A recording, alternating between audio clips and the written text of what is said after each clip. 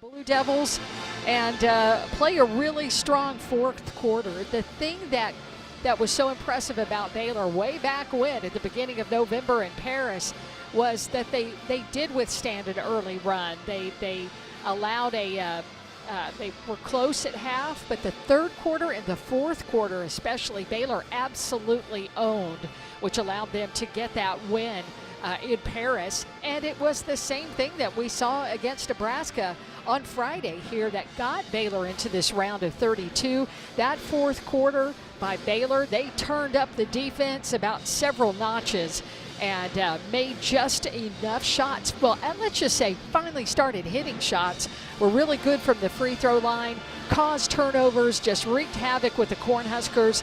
That strong fourth quarter propelled Baylor into this game today against Duke. Can you take anything back from, learn anything from the game in Paris back in November? I don't know. Besides just you're familiar with maybe who players are and their strengths and weaknesses. Both teams, I think, have changed so much throughout the season. We'll see what happens here, what it looks like from when you play in November to when you play again in March. Lori, this Baylor team did not play its best basketball at the end of the regular season in Kansas City. We all know that. Now, we saw them play very good basketball for long stretches of the season, an elite national defense. Now, Duke is a very good defense, too, but again, you've got Baylor with the nation's number 5 three-point shooting, opposing three-point defense. You've got a top 5 team in blocks per game, and you've got a top 15 team nationally, in opposing field goal percentage as well. Now, Duke is up there in some of those categories as well, but I thought what we saw on Friday, Lori, was a Baylor defensive effort against Nebraska that came close to matching those lofty stat totals we just gave. They did that in Paris. They held Duke to 29% shooting. They blocked 9 of Duke shots. Now, Duke blocked 14 Baylor shots. It was a block party there in Paris. But point being, I thought on Friday Baylor's defense was, for much of the game, elite once again, or at the very least, outstanding. That was encouraging to me. I also like, with it being a rematch against Duke, now here's one argument. The argument is Duke's got to be motivated. Sure. Duke, you beat Duke, you beat them on national TV, you ruined the end of their trip to Paris, and now they are here at home with a chance for revenge. And that's certainly one plausible storyline. But for this Baylor team, as they watch film to prep and get ready, this coaching staff had a lot of good video to show them. right? Sometimes after some losses or after a win that's tight, you got a lot of negatives to work on. And certainly there were negatives in the game against Nebraska. But in that win over Duke, the coaches had a lot of positive video to show them. Their intensity, their pursuit of loose balls, their defensive effort. All of those things I think are really good for this Baylor team now. Will it play out to a win? We'll know in about 2.5 hours. But I think that's a positive for this version of the Baylor Bears. You know, you're right about that. Is that when you looked back at the film, it looked like Baylor's team had been playing together for years. And, I mean, you injected a different kind of a player in Talia Scott into the, high-volume scorer into the lineup. And everybody had to get used to playing with a player of her caliber. And, of course, you had Bella and Bugs, those 4-year players who they can step into any role and welcome any player. And the Jana coming off an injury. That was her first game. I can only imagine what she felt like, whereas here at the end of the year, she is comfortable at that point guard position, running her basketball team. And I think Baylor's got a lot of good things they saw out of the film and a lot of things they can remember, especially seeing them play with that great intensity, that joy, that desire to win, that never give up kind of attitude. And that second half against Duke was really good. They shut down Duke being able to score in the fourth quarter, and it ended in the third quarter. Those are season lows for Duke for this entire year. Well, a couple of numbers, Laura, that I'm going to pass your way. Baylor outscored Nebraska in the fourth quarter 26-15. When they headed into that fourth quarter, trailing by 6 and eventually trailed by 9 early in the fourth quarter. Baylor held Nebraska to just 4 made field goals in the fourth quarter and forced 6 turnovers. Meanwhile, Baylor shot 63% in the fourth quarter. That all helped them overcome a second and third quarter that only saw Baylor hit 6 field goals in that 20 minutes combined. Now, I will say, if Baylor only hits 6 field goals in the second and third quarter combined today, it is not likely to be a very meaningful fourth quarter. That said, if the offense can get a little bit better, that kind of intensity that we saw in the fourth quarter, I think they have 40 minutes of that in them today. And that could, again, I've used this phrase a lot, we'll say, to get overcome a multitude of sins elsewhere. Yeah, absolutely. And I think for one point that you made to me when one of the times that we were sitting there eating, I don't remember breakfast, lunch, or dinner, but we were talking about, this is, you got to give it everything you've got and more. If you do win, you've got several days that you can help recover your body from giving it all you got. But you only have 40 minutes left here, and you can't leave anything in the tank whatsoever. You just got to lay it all out on the line today against Duke. They're playing where they're completely comfortable, slept in their own beds. But Baylor's been really good on the road this year. And, you hope they have that same kind of focus and intensity. But, again, you just have to be able to not let the crowd dictate what happens on both ends of the floor for Duke. And, for Baylor just to stay locked in and not let Duke get on a roll and get a big lead right in the first quarter, because if that happens, that's a tough way to have to come back, especially here in Durham. Fans making their way into Cameron Indoor Stadium. There is a smattering of green and gold amidst the blue seats. Obviously, it'll be a highly partisan crowd on the road, but the Baylor fans will make some noise here as this game tips off today just under 30 minutes from now. It'll be a 4:07 tip today from Durham. We will take a timeout, and when we come back, we're going to hear from Dariana Little-Page Buggs, one of 4 fourth-year players on this Baylor roster. Baylor, one of the few teams in the nation that can say that. And heading into the fourth quarter on Friday, Coach Nikki said something stark. This could be the last 10 minutes of your collegiate playing career. Obviously, they responded. We'll hear her thoughts on that and more when we come back. It is Baylor and Duke in the round of 32 in the NCAA tournament coming up on the Baylor Sports Media Network. When you strive for greatness, you have a target on your back. Okay, and do you want me to go right into the break after that? With the right game plan, okay, you can protect yourself. Don't get faked by fraud. Here's a tip. No reputable company or government agency will ever ask you to pay them with gift cards, Bitcoin, or a person-to-person payment app. Scammers use these options because the money can't be traced. Just don't do it. This message is brought to you by Central National Bank. Have you been to the new location of Green Eye Associates yet? You'll still receive the same award-winning service and excellent care from Dr. Green and her dedicated optometrists and staff. But now conveniently located in Woodway right off of Highway 84. Come see the expanded optical showroom and be sure to ask about innovative services like IPL treatments for dry eye symptoms and the brand new Sports Vision technology. Green Eye Associates, the official optometrist of Baylor Athletics.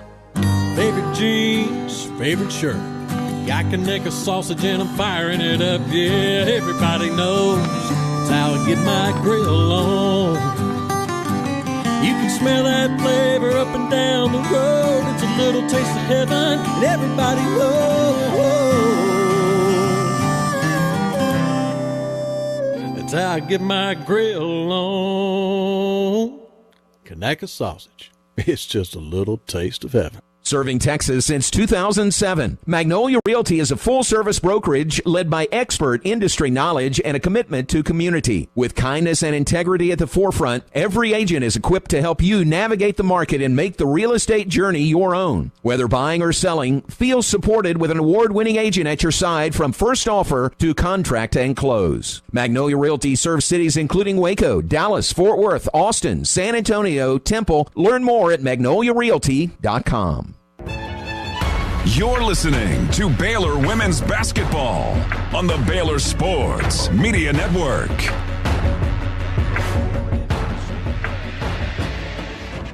Of a 67-62 win on Friday in the round of 64 against Nebraska. The opening round takes on Duke. Duke, a team that defeated College of Charleston 81-64 in their opening tournament game just before Baylor played Nebraska on Friday. This is win or go home season.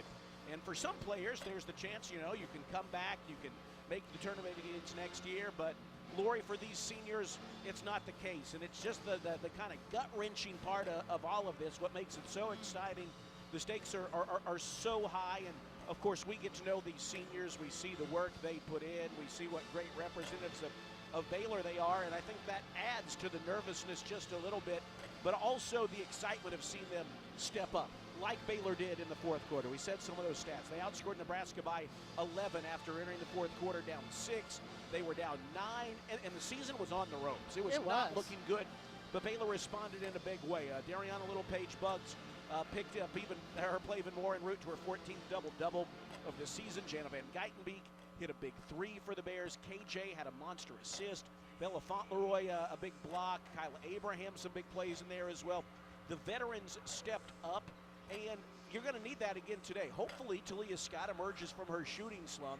But I believe Baylor can win even if she doesn't. But someone else is going to have to step up like they did on Friday. Yeah, you've got to. It's hard to try to find another 20 points when Talia's not knocking them down. But I tell you what, when fourth quarter Talia shows up, you think about where we were back in Paris, and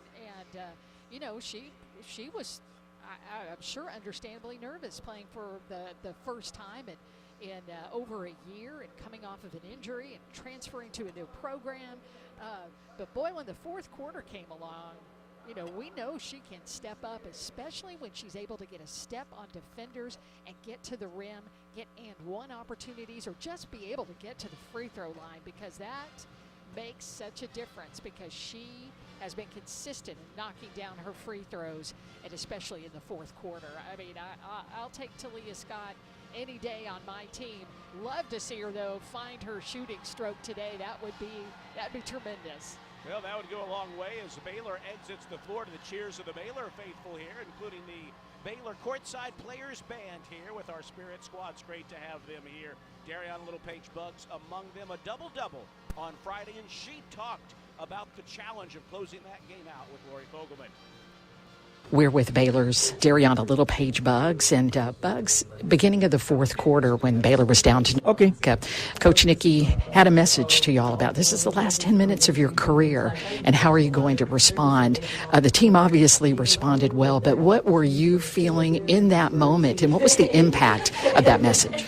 It kind of hit me. Like, I know it was it could be our last 10 minutes of my college career, and I think she kind of enlightened that, like, hey, like, do you want to go home or not? And I think it was a good message to us, and it kind of woke us up in the sense that, we're not done. We don't want to be done. So when we can come back, we have all the experience on our team. So it was just kind of like a, hey, you got to like push one more time. Like, come on, 10 minutes. So it was just kind of a wake-up call in a sense, and it was just a thing to kind of look forward to, because it's like, hey, we don't want to be done dancing. So kind of happy she said that. Not in the moment, it was kind of like, a blur, but now I'm like, hey, like, yeah, it kind of motivated us or not, and I think we responded really well. I think you did respond well, because after giving up a three, I think right at the beginning of that quarter, y'all just ripped off, I think, five consecutive buckets from 5 different players. Yes. And so everyone was involved, and I know you felt that this team is all working as one. Yes, absolutely, and like you said, like, it was somebody different scoring, and I think that just speaks to our attention to focus. I think we all wanted to really win, and we knew we were going to have to win it on defense. We have to get stops and score, and I think we just kind of focused in on that a lot more, and we all just got stops and scored. Well, that defensive intensity was certainly fun to watch. Now let's dial it back to November when Baylor and Duke played in Paris. You did the We Play at the Adidas Arena there, and what can this team learn from something that happened several months ago, first game of the season? What can you take from how you played Duke the first time and apply it today here in March Madness? This might sound crazy, but you kind of throw it away in a sense, because it's 0-0. I mean, you beat them at the beginning of the year, but it doesn't matter. And we're in March. March is you start all the way over, and you take the good things for sure, but you don't harp on it. They've come a long way. They're a different Duke team than they were in Paris. So they're doing a lot of things better maybe they weren't doing when we first played them. So we have to not just focus on what they didn't do well, because maybe they fixed it by now, and we have to go in there with a mindset of, hey, like, we have to keep our aggressiveness and whatnot. But they're different, so some stuff that worked before may not work now, and we just have to kind of be ready for the adjustment. All right, good luck today. Thank you so much. Looking for a fun night out with family or friends? Head to Magnolia Field at Baylor Ballpark and catch Baylor baseball this season. Single game tickets are on sale now, starting at just $6 for general admission seating. Or stop by the ballpark for $2 Tuesdays, featuring discounted concession items, plus $2 off general admission tickets. Grab your seats now at BaylorBears.com/tickets, and we'll see you at Baylor Ballpark. Planning a new or used vehicle purchase? Drive the lane with First Central Credit Union's easy online application. It's a winning season with First Central's full court press of quick local loan processing, your best rate, and flexible terms. Apply online. You'll score at www.firstcentralcu.com. We're your team. Membership and loan policy requirements apply. Member NCUA.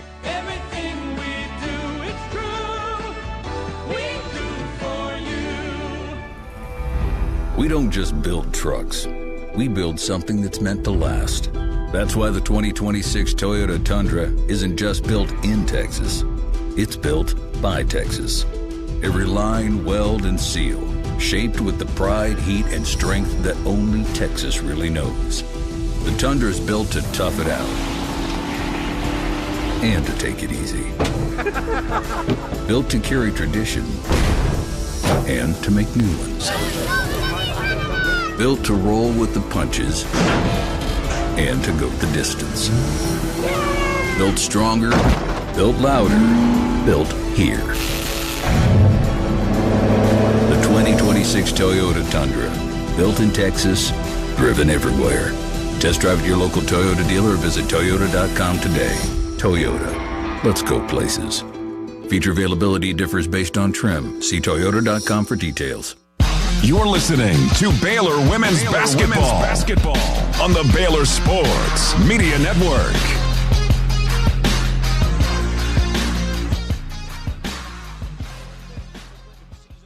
And smoked over a pure hickory fire for that true hickory smoked southern flavor.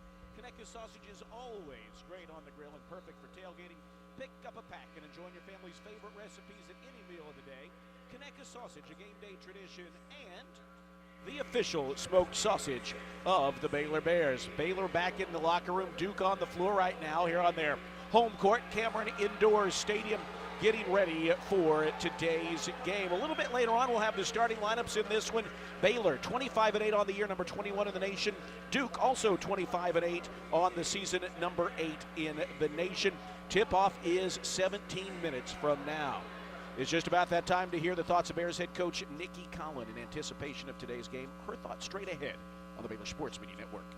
See for yourself why Green Eye Associates is voted best in Waco year after year. Enjoy exceptional service and care from Dr. Leanne Green, along with her dedicated optometrists and staff. Receive trustworthy insights about your eye health. Enjoy the impressive variety of contacts and eyewear, and work with the most experienced optical team in Waco. Don't miss the new state-of-the-art dry eye therapies that rejuvenate the eyes, face, and neck areas with safe, non-invasive treatments to restore comfort and quality of life. Visit greeneyeassociates.com. Green Eye Associates, official optometrist of Baylor Athletics. When you strive for greatness, you have a target on your back. When it comes to finances, we're all targets for scammers. But with the right game plan, you can protect yourself. Don't get faked by fraud. Here's a tip. If you receive a call from someone claiming to be from a company, don't give them your personal information, ever. Unless you know them personally, hang up and call the company back on a verified number. This message is brought to you by Central National Bank. Favorite jeans, favorite shirt. Got Conecuh sausage and I'm firing it up. Yeah, everybody knows that's how I get my grill on. You can smell that flavor up and down the road. It's a little taste of heaven and everybody knows.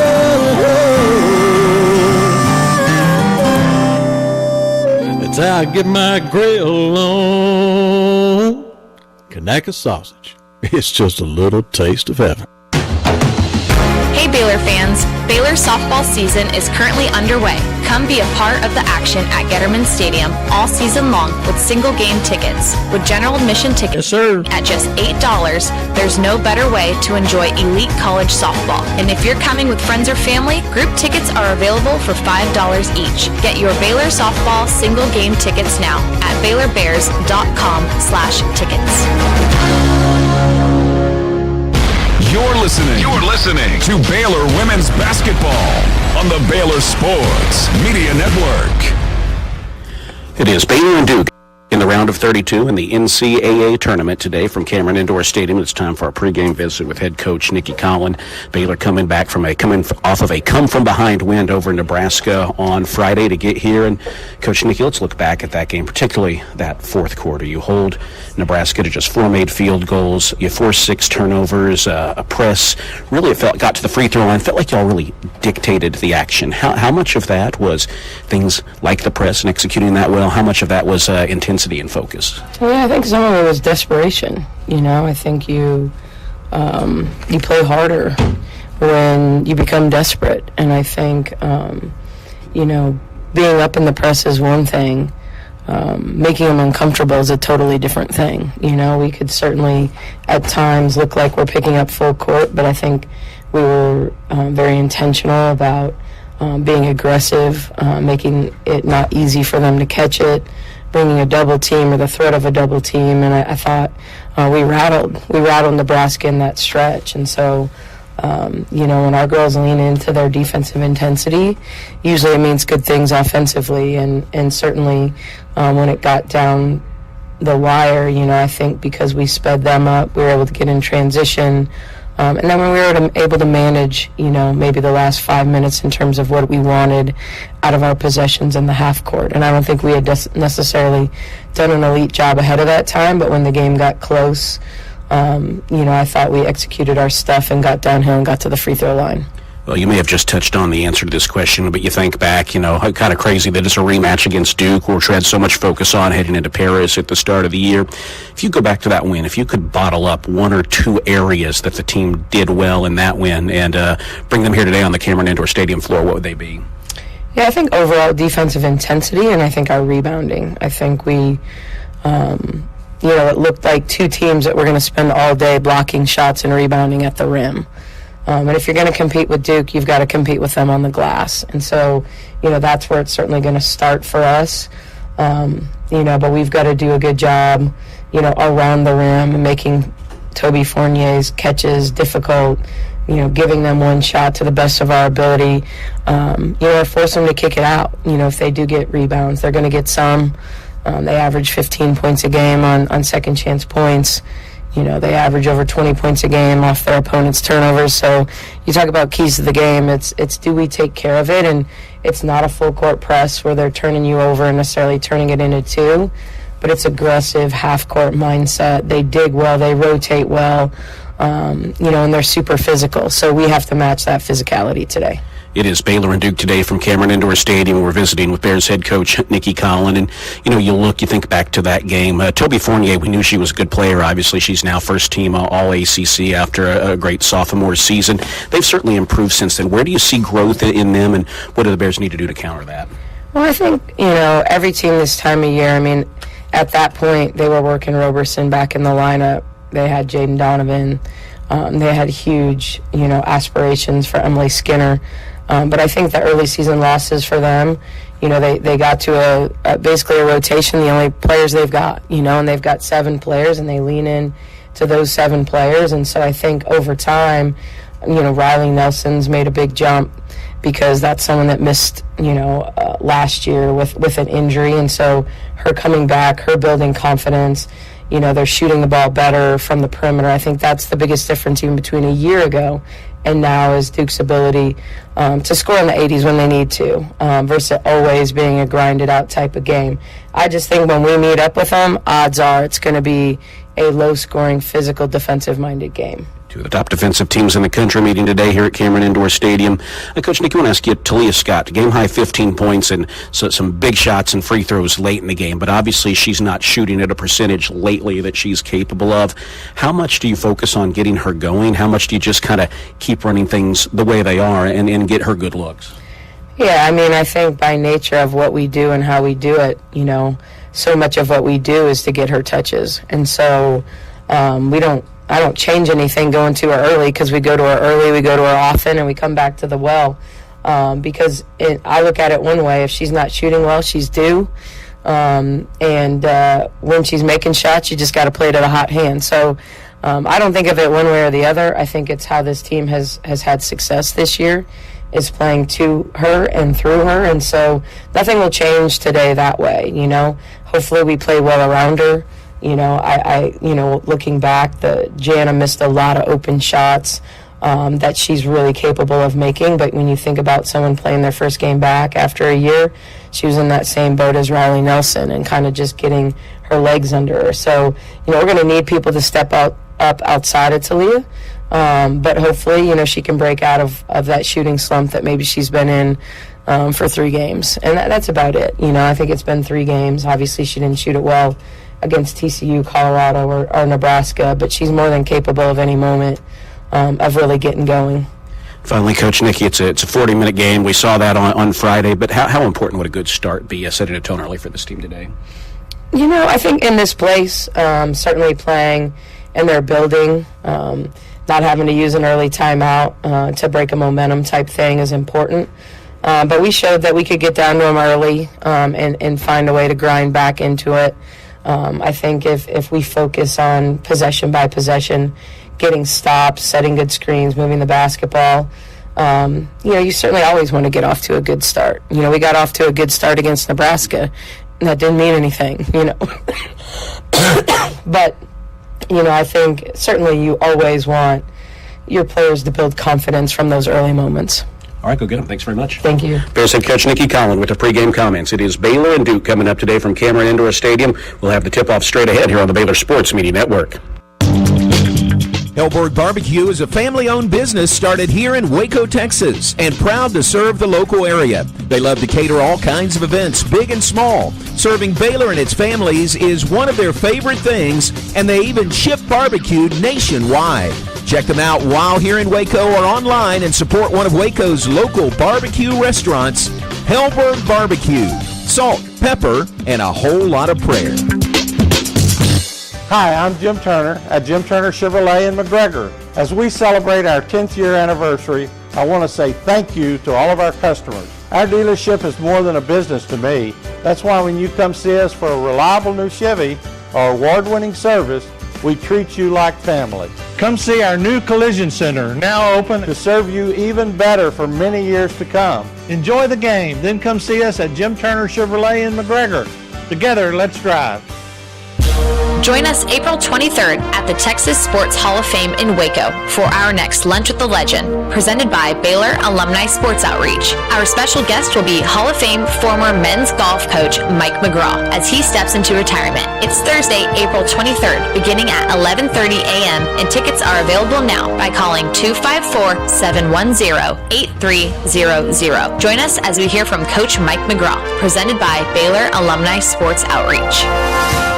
Serving Texas since 2007, Magnolia Realty is a full-service brokerage led by expert industry knowledge and a commitment to community. With kindness and integrity at the forefront, every agent is equipped to help you navigate the market and make the real estate journey your own. Whether buying or selling, feel supported with an award-winning agent at your side from first offer to contract and close. Magnolia Realty serves cities including Waco, Dallas, Fort Worth, Austin, San Antonio, Temple. Learn more at magnoliarealty.com. Fox Sports Radio, 93.9 K230 CK and KRMX HD3 Waco. This is Baylor Women's Basketball on the Baylor Sports Media Network. Brooks wants to drive in on Abraham, who blocked her shot. Let it go, Abraham. She held her ground. Top of the key and traffic out to Fauntleroy. Here's a three from the left side, and it's good.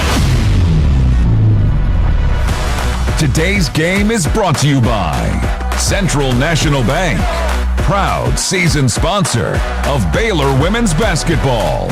Texas Farm Bureau Insurance, championship partner of Baylor Athletics. Visit Texas Farm Bureau Insurance online to find a local agent today. Baylor Scott and White Health, the official hospital and healthcare system of Baylor Athletics. Your healthcare, your way. Libman, America's trusted brand name in cleaning. TFNB, your bank for life. The official local bank of Baylor Athletics. Premier ER and Urgent Care. Feel better now. Get ready. Tip-off is just moments away. Now, back to the voice of Baylor Women's Basketball, Derek Smith.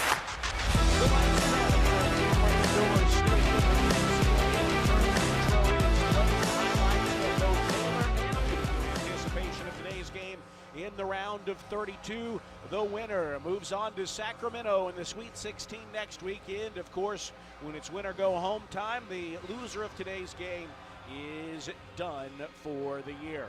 Pleased to have you with us as we wind down the Conecuh Sausage Countdown, the tip-off show. Conecuh Sausage, made from the finest cuts of pork.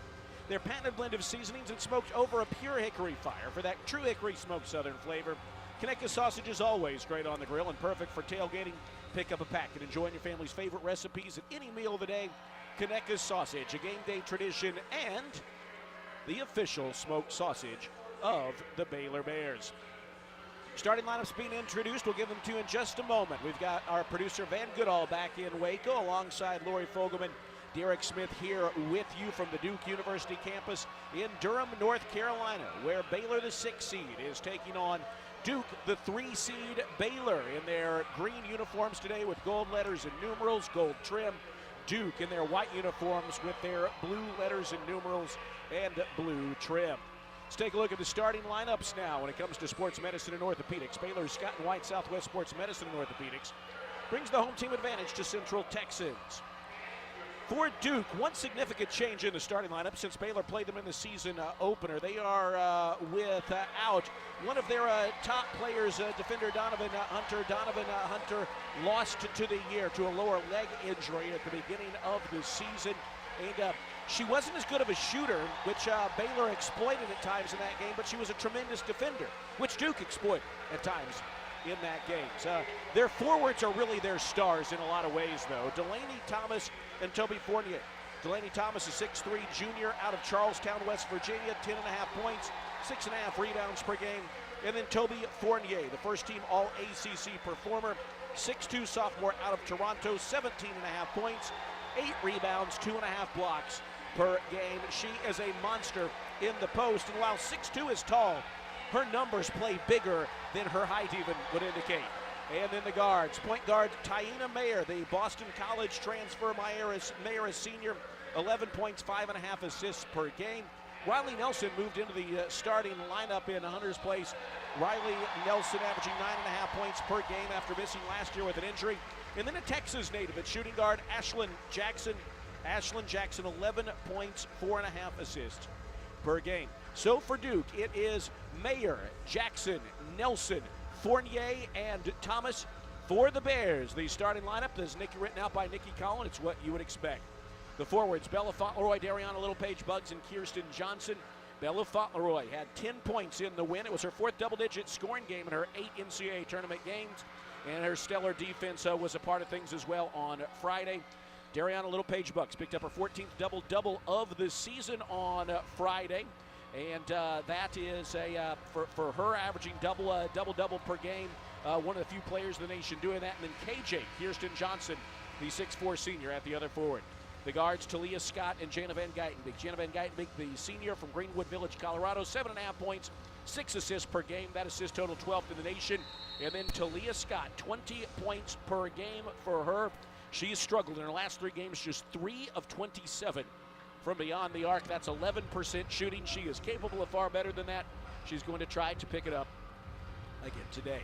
Our starting lineups are brought to you by Baylor Scott and White Southwest Sports Medicine and Orthopedics. From injury prevention to enhanced recovery, team up with us to get back in the game.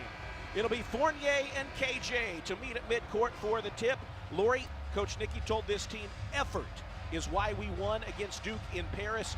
That same effort is what will give us that opportunity to win today. Yeah, that effort, being relentless on the glass, and being a more connected team. All 3 of those things were what led Baylor to that win in Paris. Will those 3 factors be big for Baylor here in the NCAA tournament? Duke controls the tip, and they will begin on offense. Fournier sent it back to Thomas. Now it is Fournier at the top of the key, sending it outside to Jackson. Finds a cutting Fournier down the lane. Oh, she's blocked out of bounds by Bella Fauntleroy. A mean-spirited block by Bella Fauntleroy. Fournier had the height advantage and had a full head of steam, and Bella just swatted the shot out of bounds. Well, Fournier herself has 76 blocks on the season. She had quite a few against Baylor. Duke had 14 in that game in Paris. Baylor had 9. Well, it picks up where it left off in France. Sure does. They play it in with 5 seconds to shoot. Jackson's going to have to let it fly with 3, with 2. Fires an off-balance shot and misses. Saved, though, and a kick out for an open 3 by Jackson is no good. KJ strong arms the rebound in a crowd, and here come the Bears. Their first offensive possession of the afternoon. Talia Scott has it on the left edge. Floats it to KJ, who bounces it back to a cutting Scott, who fumbles the bounce pass out of bounds. They were trying to collaborate on a screen there and a cut to the basket, but the pass was a little bit low and Talia Scott couldn't handle it. Yeah, and I think Mayer did a good job just staying with her, right on her heels, and I think it just made it harder for Talia to be able to collect the basketball. These 2 teams, both excellent defensive ball clubs. Duke won the ACC regular season and tournament titles. There's a nice cut from Thomas for the layup. She took the feed from Fournier. Duke scores first. It's 2-0. Minute 15 into the ball game. Here comes Baylor looking for their first points. Van Geitenbeek bounces it ahead to KJ. Top of the arc, turns and looks at the hoop. Here comes Talia Scott off a screen. Flaring outside is Buggs taking the feed. Step back jumper from the right elbow is no good. And the rebound is grabbed by Mayer. Floats it ahead to Fournier, who loses it out of bounds, but it was last touched by Buggs. It will stay with Duke with 26 seconds to shoot. Well, one thing that you'll see in this game that Baylor really has to pay attention to is and limit the transition buckets. Inbound to Thomas, catch and shoot from the right side is good. She hits the mid-range to make it 4-0. Yeah, she's got all 4 points for Baylor. She had that cut to the basket to score first, and then just drained a mid-range jumper. 4-0 Duke lead. They scored the first 8 points of the game in Paris. Here is Talia Scott. She can't get the pass from Buggs. They can't collaborate, and that is 2 turnovers by the Bears to start the ball game. 2 turnovers in 3 offensive possessions, and Duke has the ball up 4-0. Big difference, obviously, between that game and Paris and here is that Duke is on their home floor with a home crowd behind them. It is Thomas who has 4 early points, finding Fournier down low, and she's fouled by KJ on the runner. Free throws are coming for Fournier. That is KJ's first, the first on either team in this game, and that'll send Fournier to the line. Well, KJ met her in the right position. You kind of make that shot more difficult. Don't let her catch the ball so deep on the block, but just had to put too much body into her. Fournier at the free throw line where she converts on the season. First free throw is good at a 56% clip, but she hits the first. One more is coming for the 6'2 sophomore from Toronto, one of the nation's top post players. Its second one is no good, and Bugs collects the rebound. Ariana Little-Page Bugs, the only player in the Big 12 to average a double-double this season. Here is Van Geitenbeek across midcourt. Baylor down 5-0 early. Bella Fauntleroy off a screen, takes the bounce pass at the free throw line. Duke tries to poke the ball away. They send it out to Jana for a catch-and-shoot 3. It's a bit long. Fight for the rebound. Bugs in a crowd, comes away with it, and a jump ball is called as she is thrown to the floor. Baylor is going to keep it. That rebound, though, Lori, looked like it was going to be Duke's, but Bugs came swooping in to force the tie-out. She did. She actually, not sure which player she took it away from, but Bugs again flies in, and Duke gets called for a foul. That is Riley Nelson with the first on the Blue Devils. Her first, team's first. This is a Duke team that lost 3 of their first, that only won 3 of their first 9 games. They started 3 of 6, but then embarked on a 17-game winning streak en route to an ACC regular season tournament title. They're going to make their first substitution. 6'4" junior Jordan Wood, 5 points and 3 rebounds off the bench for Nelson after picking up that foul. Baylor plays it into Bugs and turns it over again. Oh, Bugs tried to bounce it to Bella Fauntleroy, who was wide of the pass, and then as Ashlyn Jackson stole it, Bella inadvertently fouled her. Yeah, their legs just got tangled up, but it was absolutely a foul on Bella, and that is what you just can't have for Baylor. Bella and Bugs getting into any kind of foul trouble, especially with an early foul. Baylor was plus 17 in the 24 minutes that Bugs was on the floor. I mean, they outscored Nebraska by 17 points with her on the floor. Here is Fournier leaning in, getting close to the basket and missing the point-blank shot, although she really had to work to spin around those Baylor bigs in Bugs and KJ. 3 minutes gone in the ballgame. Baylor still looking for its first point. Jana Van Geitenbeek feeds it outside to Talia Scott. Scott has been in a shooting slump. You'd love to see her get out of that today. She drives to the bucket, has the ball knocked out of her hands, off of her leg, and out of bounds for another turnover. For the Bears, that is 4 turnovers, just 2 field goal attempts, neither of them successful. 6:52 to play first quarter. It is a 5-0 Duke lead. Duke with the basketball. It is Ashlyn Jackson with it. Jackson had 9 points on 3 of 12 shooting against the Bears in Paris. Mayer, the point guard, feeds it to Thomas, fakes a shot and walked with it. The Baylor bench saw that. You saw it too, Lori. I jumped out of the crow's nest. Yes, that is right. Every now and again, we kind of have to make sure the refs, they're on the ball, on the job, and you did that. That's a turnover, giving it back to the Bears for Duke. That is their first turnover of the afternoon. Baylor has 4 early. Yeah, Baylor's just got to execute here. I mean, the intensity on the defensive side by Duke is way up there, and then Baylor turns the basketball over again in a fast break situation. Fournier kicks it out to Thomas. They tip the pass away and stole it. Jackson for 3, no good. Offensive rebound by Wood. She forces it back up, no, and Bugs gobbles up the rebound. KJ is really playing strong in the post right now, as she just disrupted that opportunity for Duke to be able to score off of a turnover. Here's a long 3 from Talia Scott, no good from between the circles, and Wood collects the rebound. Oh, Thomas broke out ahead of the crowd. Fournier found her for the layup. Thomas has 6 of their 7 points, and they lead 7-0 with 5:45 to play first quarter. Yu-Ting Dunn, who scored 6 quick first quarter points, checking in on Friday, will enter the game on the next dead ball. Here's KJ for 3. She has her shot blocked by Thomas, top of the arc, and the Blue Devils come away with it again. Nothing going on offense early for the Bears. Fournier takes the feed mid-post, right side, wants to spin in on KJ and lays it in.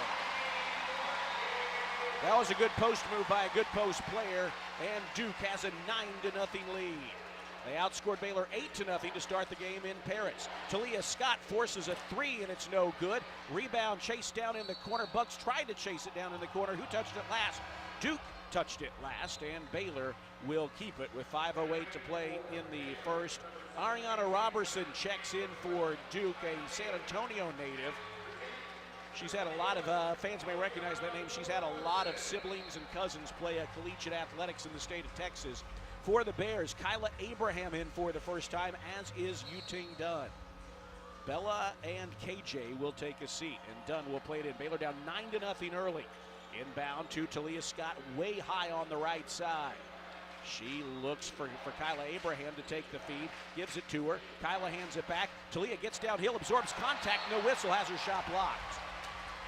Thought she had a lane for just a minute, but coming across is Duke to be able to block the ball. Robertson got that one, and Baylor just not being able to get into the offensive flow yet. You've got to hand it to Duke. They're just attacking them on defense. They'll jump at you. They knock the basketball out, and they're really good at the rim.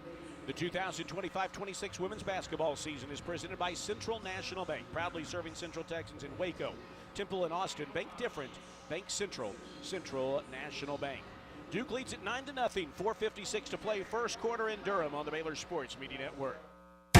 Have you been to the new location of Green Eye Associates yet? You'll still receive the same award-winning service and excellent care from Dr. Green and her dedicated optometrists and staff. But now conveniently located in Woodway, right off of Highway 84. Come see the expanded optical showroom and be sure to ask about innovative services like IPL treatments for dry eye symptoms and the brand new Sports Vision technology. Green Eye Associates, the official optometrist of Baylor Athletics.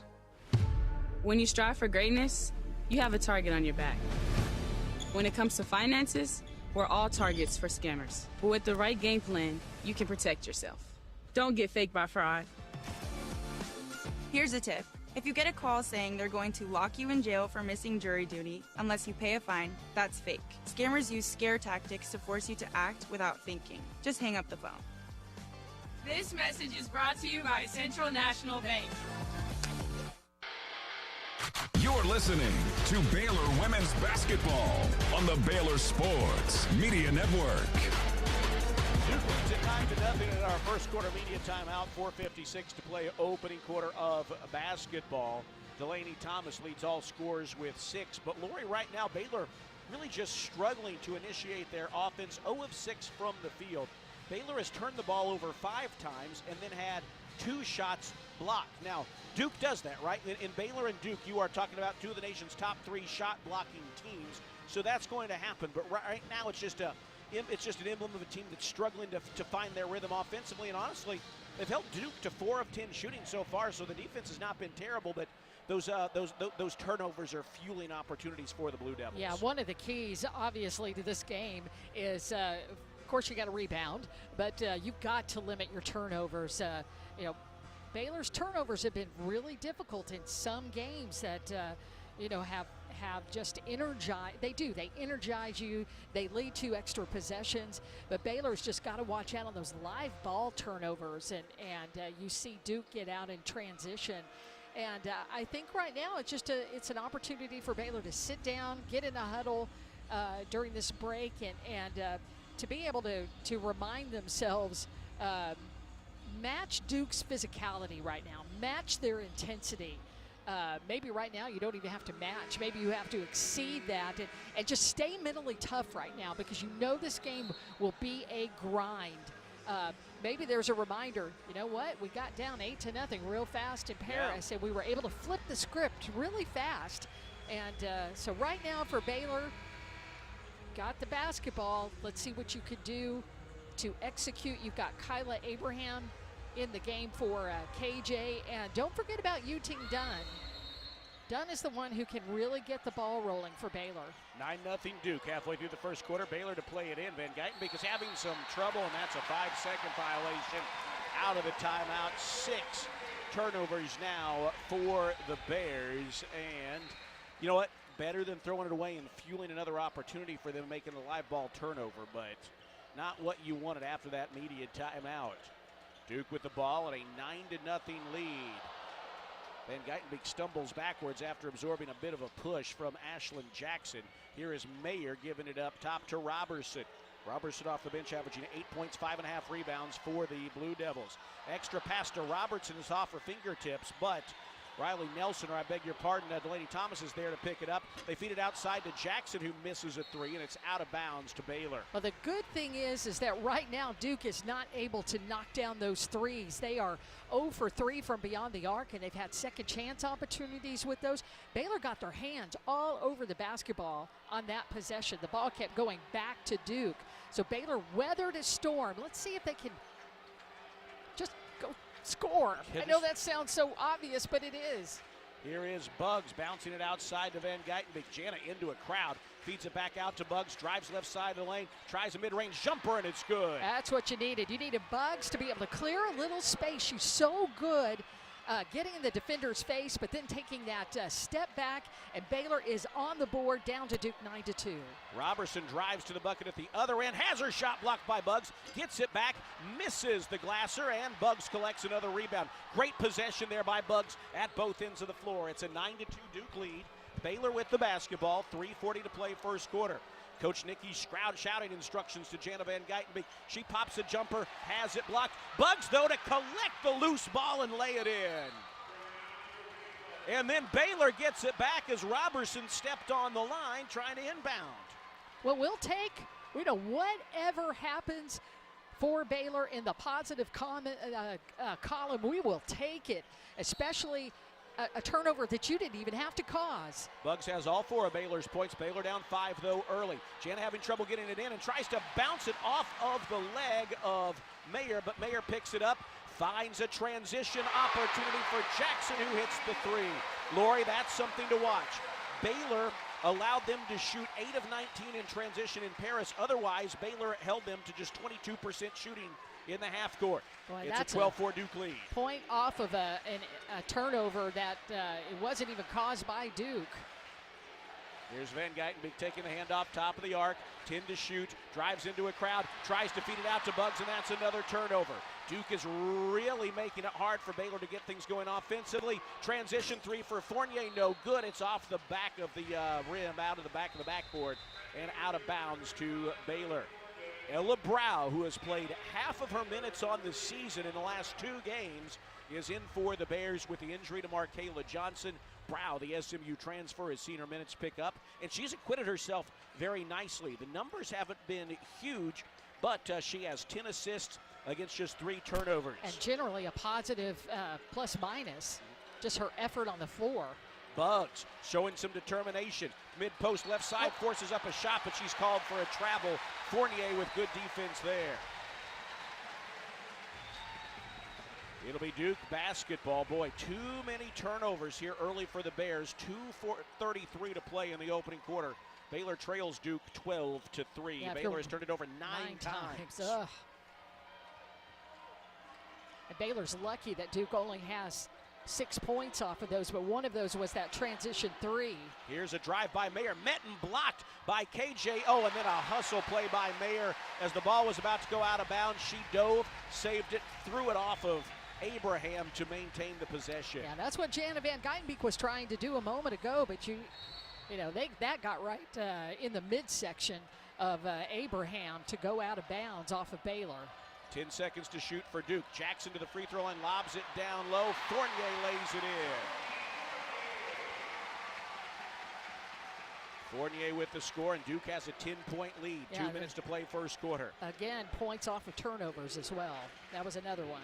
Here's Yuting Dunn taking the feed to the free throw line. Hooks it back to a cutting Buggs. Nice grab in a crowd. Spins beneath the basket. Tries to force it up and simply has the ball taken away by Robertson on the way up.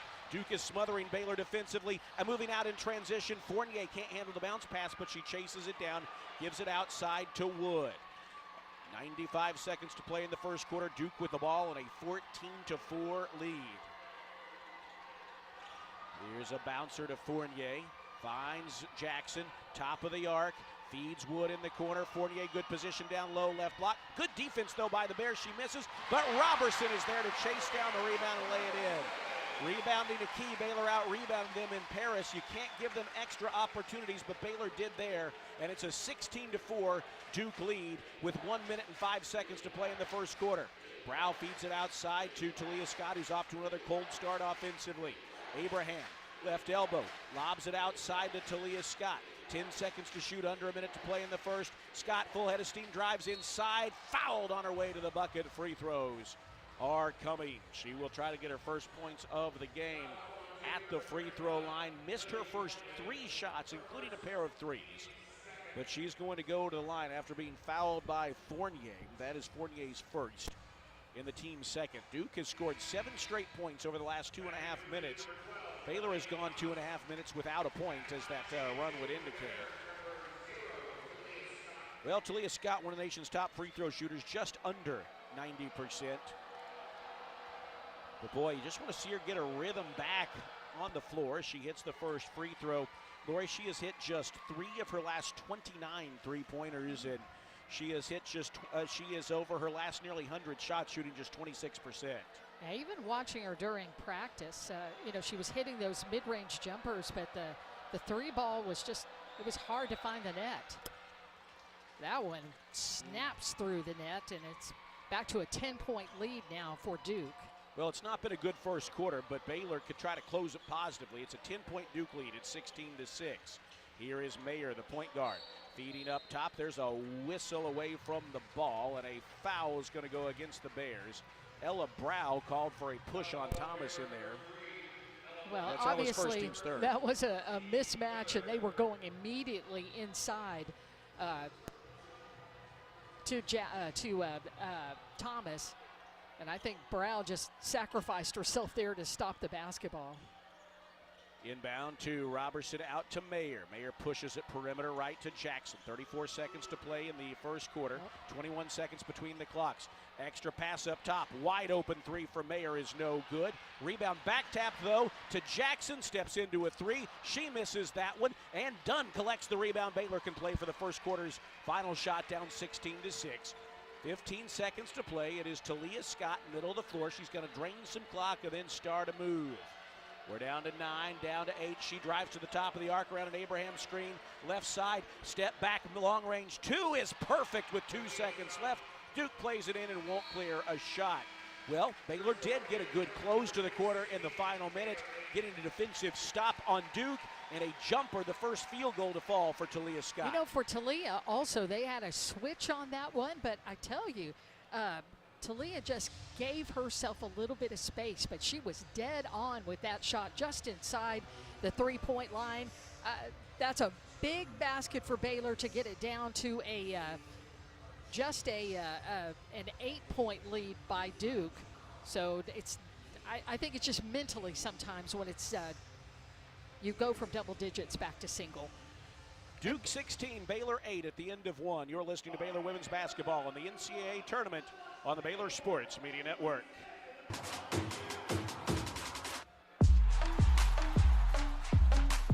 TFNB Your Bank for Life is a longtime supporter of Baylor athletics. Find out why more Baylor fans are making TFNB their bank for life. Sign up for our Edge checking and get your own custom Baylor Bear debit card. With 6 convenient locations and an award-winning mobile app, banking has never been easier. TFNB, your bank for life. Member FDIC. Hi, I'm Jim Turner at Jim Turner Chevrolet in McGregor. As we celebrate our 10th year anniversary, I want to say thank you to all of our customers. Our dealership is more than a business to me. That's why when you come see us for a reliable new Chevy or award-winning service, we treat you like family. Come see our new collision center, now open to serve you even better for many years to come. Enjoy the game, then come see us at Jim Turner Chevrolet in McGregor. Together, let's drive.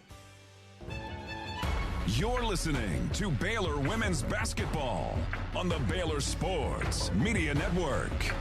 Good to have a solid Baylor contingent here today, including President Livingstone, our friends the Coronas. We've got Dave Shook, my former co-host on the Postgame fan forum with him and Elliot Coffey and me. He and his wife Nicole are here. Baylor Athletic Director Doug McNamee, President Livingstone, as we said here, trying to cheer the Bears on. Not a good start for Baylor, but all things considered, it could have been worse. Baylor shoots just 3 of 11 in the first quarter, but they hold Duke to 33% shooting, despite Duke getting 10 more field goal attempts off than the Bears. So, Lori, a 16-8 lead for Duke at the end of one is not a good place for Baylor, but it honestly felt like it could have been worse. It really did. I think Baylor got just strong at the end, and being able to get Talia to the free throw line, and then to let Talia go to work with the shot clock, or with the game clock winding down at the end of the first quarter, and she knocks down a big field goal. I think just to see Talia Scott have a ball go in the basket in the first quarter, and especially in a high leverage situation right at the end of the first quarter, I think that is really important for her, because she has just had to wait until the fourth quarter for things to be able to happen for her. But to be able to hit that jumper with just 4 seconds left and not leave Duke any time to try to get down to the end of the floor to score a basket at the end of the first quarter, I think that's just one of those. It's a small positive, but it's a positive for Baylor. And I think what Nikki is probably ready to talk with the team about is just, how are they going to be able to attack Duke offensively? They are up in their grill right now, and Baylor's not able to really reverse the ball, get the ball around. There's a lot of, just that one-on-one play right now. But I think we're looking for what can you do with the basketball right now. Keep your defensive effort up. Keep crashing the boards. Baylor has 11 rebounds, and Duke has 11 rebounds. Half of those from Dariana Little-Page Buggs, who is just making sure she crashes the boards hard. Well, Baylor off to a slow start, as we said, but as we said, it could have been worse. Talia Scott, Dariana Little-Page Buggs, the offense for Baylor so far, they each have 4 points en route to the 8 points Baylor scored in the first quarter. Duke, meanwhile, was paced by Delaney Thomas with 6 and Toby Fournier with 5. Baylor will begin the second quarter on defense with Brow, Scott, Dunn, Fauntleroy, and Abraham. Duke will begin on offense with Mayer, Thomas, Wood, Nelson, and Fournier. 16-8, Duke with the lead and the basketball. Wood fires it into the post down low, in close. Fournier blocked, but a foul called on Kyla Abraham. Free throws are coming. That's Abraham's first and the team's first. Kyla Abraham, a native of Carrollton, Virginia, playing about 150 miles away from her hometown. Now her parents, her family has moved to Atlanta, so they're further away than they used to be, but still kind of in her home area here. You want to see her have a good game as Fournier, the 56% free throw shooter, goes to the line, and she's long on the first. Maybe that foul by Kyla was a smart play.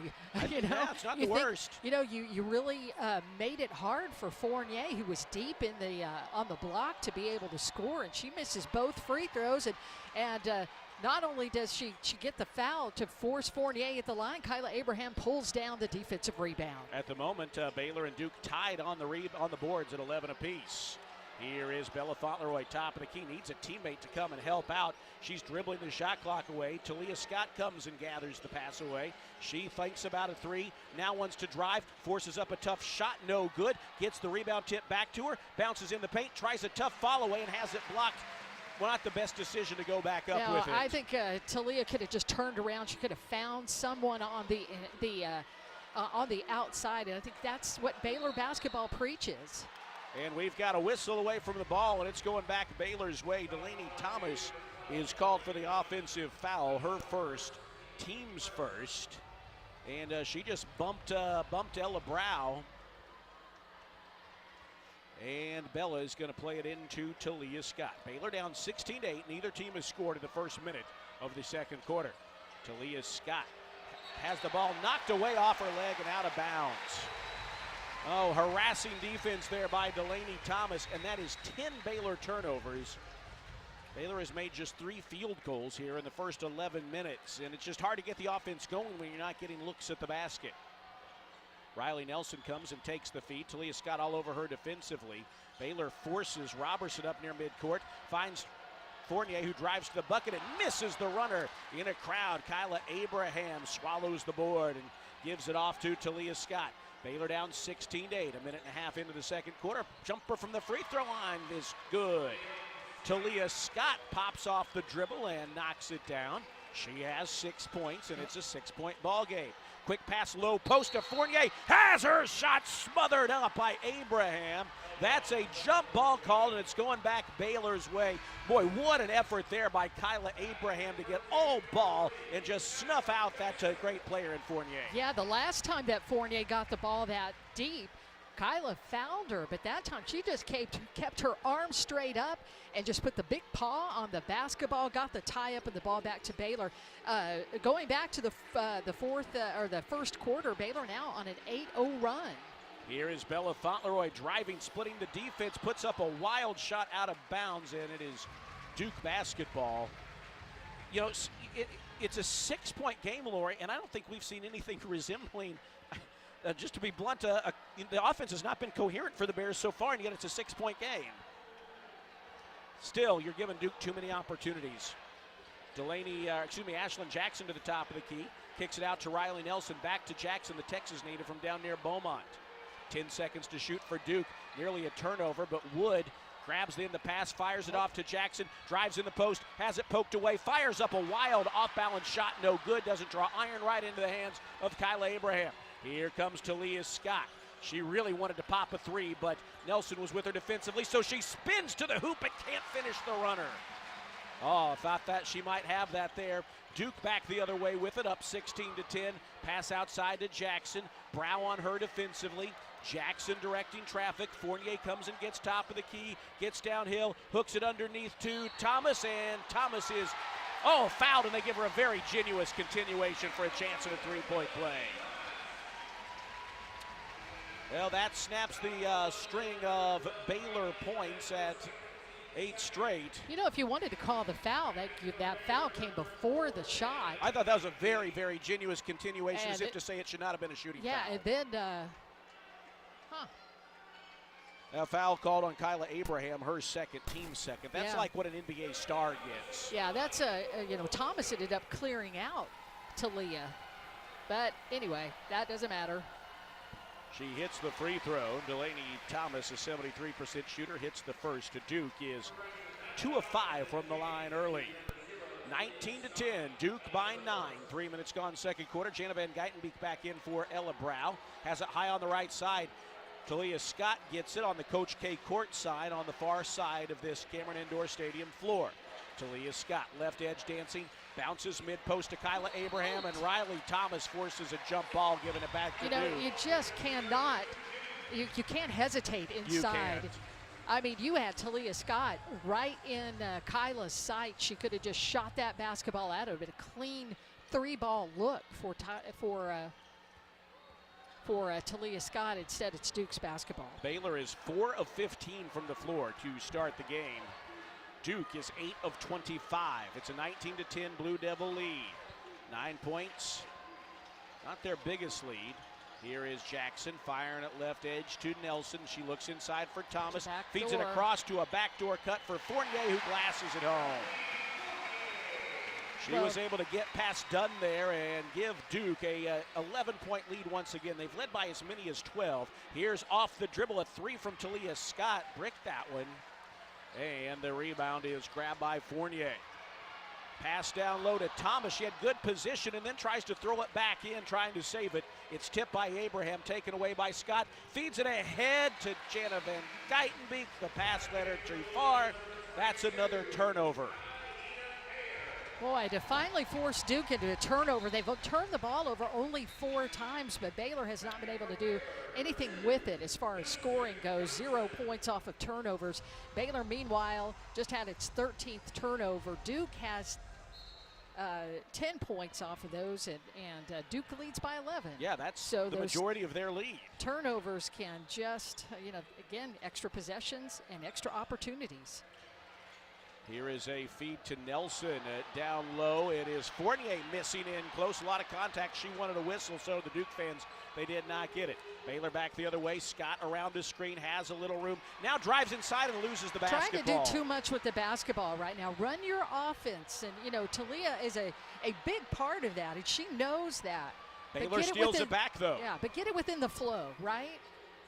Here's Van Geitenbeek around his screen, bounces to a cutting Buggs, who misses the layup in a crowd.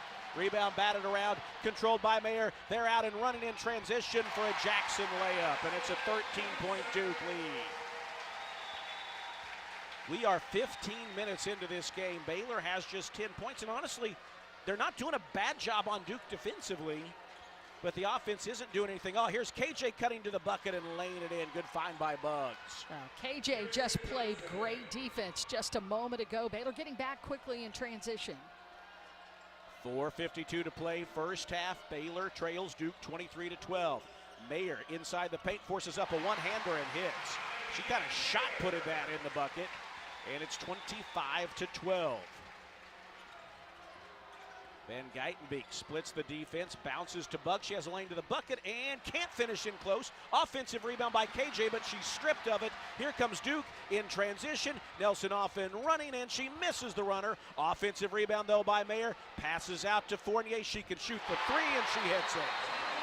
And that prompts a timeout from Bears head coach Nikki Colin. It is all Duke in this one. 4:19 to play, second quarter. The Blue Devils lead the Bears 28-12.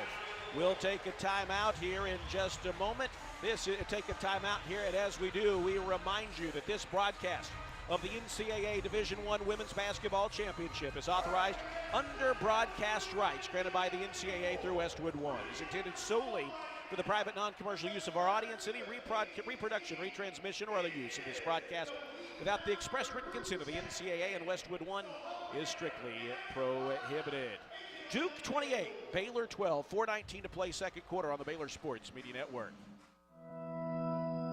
Bluebonnet Health Services has been caring for Central Texans since 2004. Bluebonnet is locally owned and operated, which allows them the most interaction with patients each and every day, promoting compassionate care and integrity. They provide hands-on attention to their patients through a staff with years of experience. Bluebonnet Health Services provides home health care, supportive care, and hospice. Remember, it's your health, your choice. Ask your doctor for Bluebonnet Health Services. Slam dunk cash with First Central Credit Union. Create a full court press with First Central's free checking that pays you cash back and refunds fees from other banks' ATMs. Enjoy free reward checking and be the MVP of a new cashback season. It's an easy bank shot. Apply online at firstcentralcu.com. We're your team.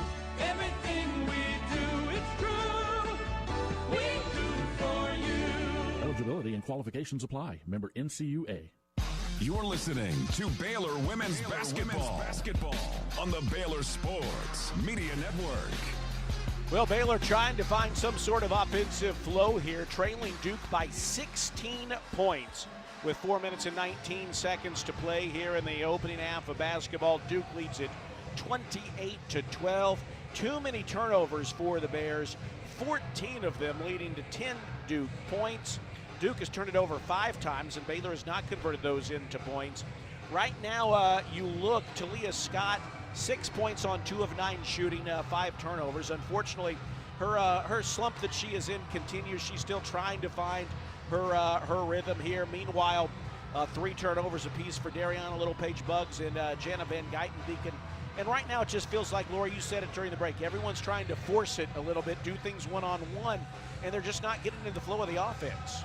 And credit Duke, yes, they're making that hard, yes, but some of those turnovers by Baylor, they've kind of played into their hands by just trying to go one-on-one early. Yeah, and I think what Coach Nikki always says, don't try to make something happen when it's not there, whether that's a pass or trying to put the basketball on the floor and go into a sea of 3 Blue Devils that are right there at the rim. You know, they're being really good with being able to knock the basketball out of your hands and just being right up in your grill. Baylor's just got to just take a deep breath. Again, you know, we felt like they were just getting buried when it was 16-4. They came back with a 6-0 run, but since then they, you know, they've just been, you know, outscored by by Duke. The Baylor only has one bucket during that Duke run. I think they've got, is it 10 points in a row? Am I wrong? 12 points in a row, I think. Or 12-2 run, excuse me. It just feels more than that. It but does. You forget KJ was able to score. Now Baylor's just going to have to handle some press here in the backcourt, or at least just a little bit of pressure. Out of the timeout, Baylor playing with Brow, Van Geitenbeek, Bugs, Fauntleroy, and KJ. Baylor nearly turns it over, but Brow's able to grab the dribble, feeds it left side to Van Geitenbeek, circles through the paint, loses it out of bounds to Duke.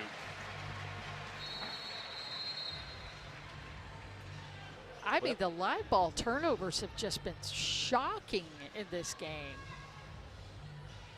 That's 15 turnovers by the Bears, and now we've got a whistle. Was there a clock issue, or I'm not sure. They're checking something there at the scorers table here at Cameron Indoor Stadium. It's a 28-12 Duke lead. Another Baylor turnover has given the ball back to the Blue Devils, who are playing out there with Nelson, Mayer, Jackson, Robertson, and Robertson, and let's see, Nelson over there. Well, not sure what they're discussing. I don't know either, but that's the last thing you want is to have officials to come over there to you and have the cameras on you as you try to explain what's going on. Well, the winner of this game will get LSU in the Sweet 16 in the Sweet 16 in Sacramento next week. LSU all over Texas Tech, 84-32 with 8 minutes to play in Baton Rouge. First round of the tournament, and in the play-in games, the Big 12 went 5-3. And we've got a timeout on the floor. After all of that, well, let's see if we can get a read at what they are looking at, Lori, because I really have no idea. And after already having a media timeout, we have another one for officials to check something. Well, I'm not sure what it is that they are looking at, but we will see if we can find out here a little bit later on. Lori, problem two with this is this Duke team that shoots 44% from the floor. You're holding them to 38%, which is below their season average, but they're getting way more opportunities than the Bears thanks to all the turnovers. They have taken 12 more shots at the bucket than has Baylor, and despite the fact that Baylor has not done a bad job, they're holding them to 2 of 8 shooting from beyond the arc. This is a Duke team that really does well in the post, and Baylor has held them to 10 of 23 shooting early on, forcing some misses in close. I know it's a broken record here, but it's the turnovers that are making the difference in this game, because Baylor is not Baylor is not doing a horrible job defensively, but Duke's getting too many bites at the apple. Yeah, by the turnovers, and then you look at second chance points. And although Baylor has just battled really hard on the glass as far as rebounds go, it's knotted up at 17. It's just that Duke leads right now in offensive rebounds, and they have 7 second chance points off of those offensive boards. Baylor was able to get 1 bucket off of their 5 offensive rebounds, but that's where it comes into play. But I think one of the keys that we said right at the beginning of this game is you had to limit your turnovers and really limit transition baskets by Duke, and Duke on points in the paint that way. They have 7 fast break points in this game. That's a lot, honestly. When they've gotten out in transition, they've been able to capitalize on those. So it's those hustle stats right now and the live ball turnovers that Duke really has nothing to do with. It's just Baylor losing the basketball out of bounds or off their foot, or just got to have much better ball security. Back to action here as Duke has the basketball. Robertson right edge. They only play with a 7-player rotation. Robertson fires a 3, no good. Brow had the rebound, and then she is fouled as Mayer came in trying to knock it away. That's Mayer's first and the team's second. Duke leads at 28-12 with 3:45 to play in the first half. Again, for the Bears, Brow, Van Geitenbeek, Bugs, KJ, and Fauntleroy. Brow Angley's to the right side of the floor, bounces to Buggs, right of the key, feeds it right wing to Fauntleroy. Fauntleroy on the perimeter, gets the handoff back from Buggs, now drives to the basket on a back cut, gets in close and lays it in. Good, tough effort there by Bella Fauntleroy for her first scoring. And she and Buggs were connected that time. They're the ones that made that play happen. Great move from Bella to get to the rim. Here's a feed inside to Thomas, who misses the flip, but is bodied, knocked down on the floor. Free throws are coming. That'll go against Bella Fauntleroy, and that's her second, so we may not see her for the last 3:08 of the first half. Duke leads at 28-14 with Delaney Thomas, a good free throw shooter, going to the line. And Nikki talked about going double big in this game. She said you're going to have to play it, and Baylor's having to do it right now out of necessity with Bella Fauntleroy picking up her second foul. You've got KJ and Kyla Abraham in the game.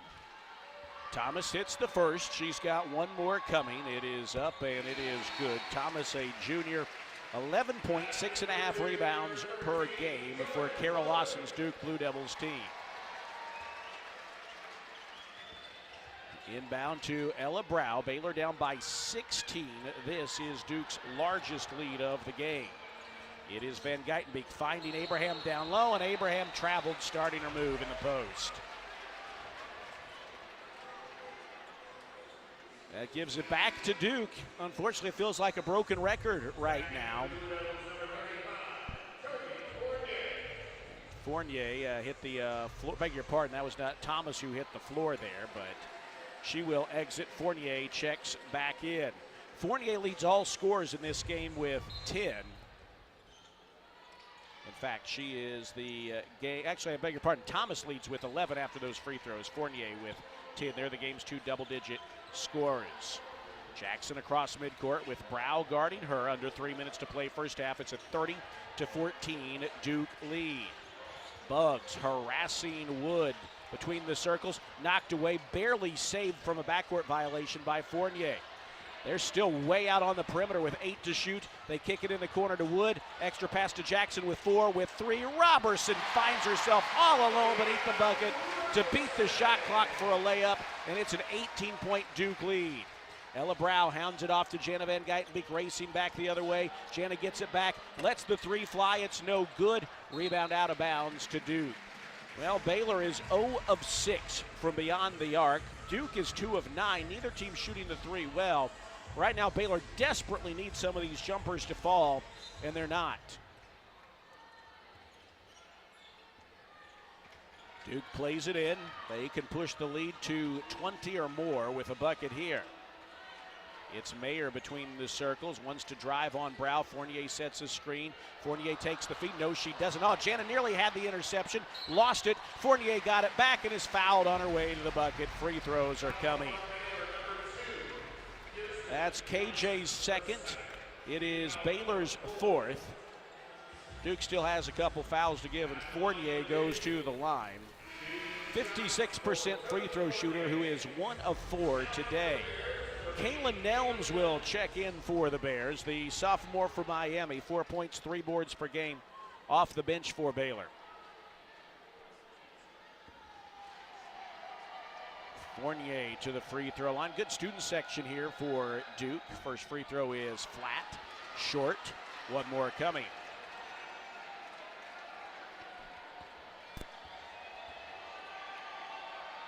Fournier, the Toronto native, hits the second to make it a 19-point game, 33-14. If Baylor wins this game, it would match the largest comeback in program history. Jana Van Geitenbeek hands it off to Buggs. Buggs to Brow. Top of the key, she's dancing, penetrates the arc, gives it back to Buggs, and a blocking foul is called on Ashlyn Jackson. Jackson is holding her stomach. There was some contact with her and Buggs, but Jackson was trying to bounce backwards with Buggs, and she is called for the foul. Jackson, that's her first. Third on the Blue Devils, and Buggs will play it in from the sideline.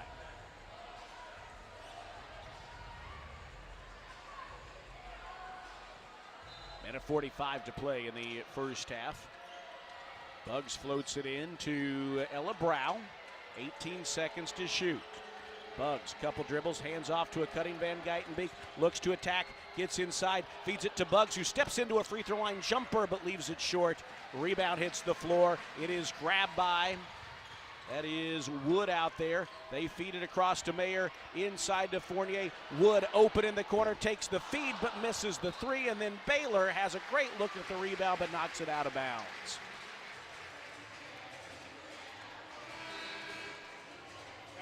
Talia Scott will check back in. She had a long stay on the bench. We are nearly 19 minutes into this game, and she has played 16, so that was about a 3-minute stay on the bench for her, which is long for her. Fournier attacks the bucket, misses, got her own rebound, and then it is tipped. Baylor, instead of a steal, though, is called for a foul. That is Kaylin Nelms in a crowd with a loose ball foul, and that's going to send Duke to the free throw line. Well, right now, Baylor has an opportunity to make some hustle plays, and they're not quite getting them. And you obviously can ill afford that when you're down like you are in a game like this. Duke with the edge on the boards, 21-18, which isn't significant, but when you're up as much as they are, which is 20 points now, as Fournier hits the first free throw, you can't afford that.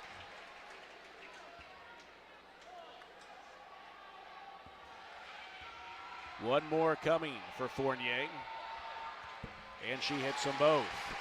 Duke by 21, 35-14 with 1:10 to play in the opening half. Jana Van Geitenbeek scoops it to Kaylin Nelms, who loses the basketball. Good hustle there by her to fall on it. It's going to force a jump ball, however. Possession arrow favoring Baylor, as Baylor had a number of bodies, just had to go in there to save the possession. Everything is hard, even the littlest details on offense right now for the Bears. 1:03 to play. Baylor with a fresh 20. Possession arrow goes Duke's way as the Baylor plays it into Abraham. Abraham finds Bugs, who feeds Nelms down low for the layup. Good job there as Kaylin Nelms gets her first scoring of the afternoon, her first field goal in postseason play as a Bear. And it's 35-16. There's a pass in the corner. Fournier takes it on the mid-post right side, bounces to a cutting Jackson. Oh, nice pass for an open baseline jumper for Robertson. That's good. They are up by 21 again, 37-16. Half a minute to play in the first half. 4 seconds between the clocks. Talia Scott dancing at the top of the arc, looks to attack, tries a long step back two, and the ball wedges in between the backboard and the rim. You didn't need that shot.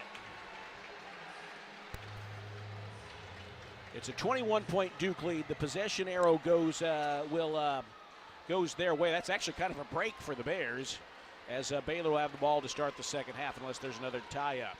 Duke can play for the last shot of the first half, up 37-16. Mayer, middle of the floor, penetrates, and she is fouled at the top of the arc. Pair of free throws coming for their point guard.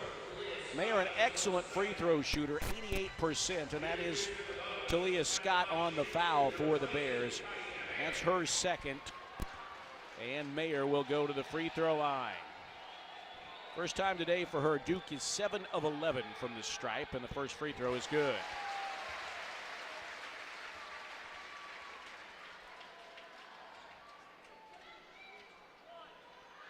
One more coming.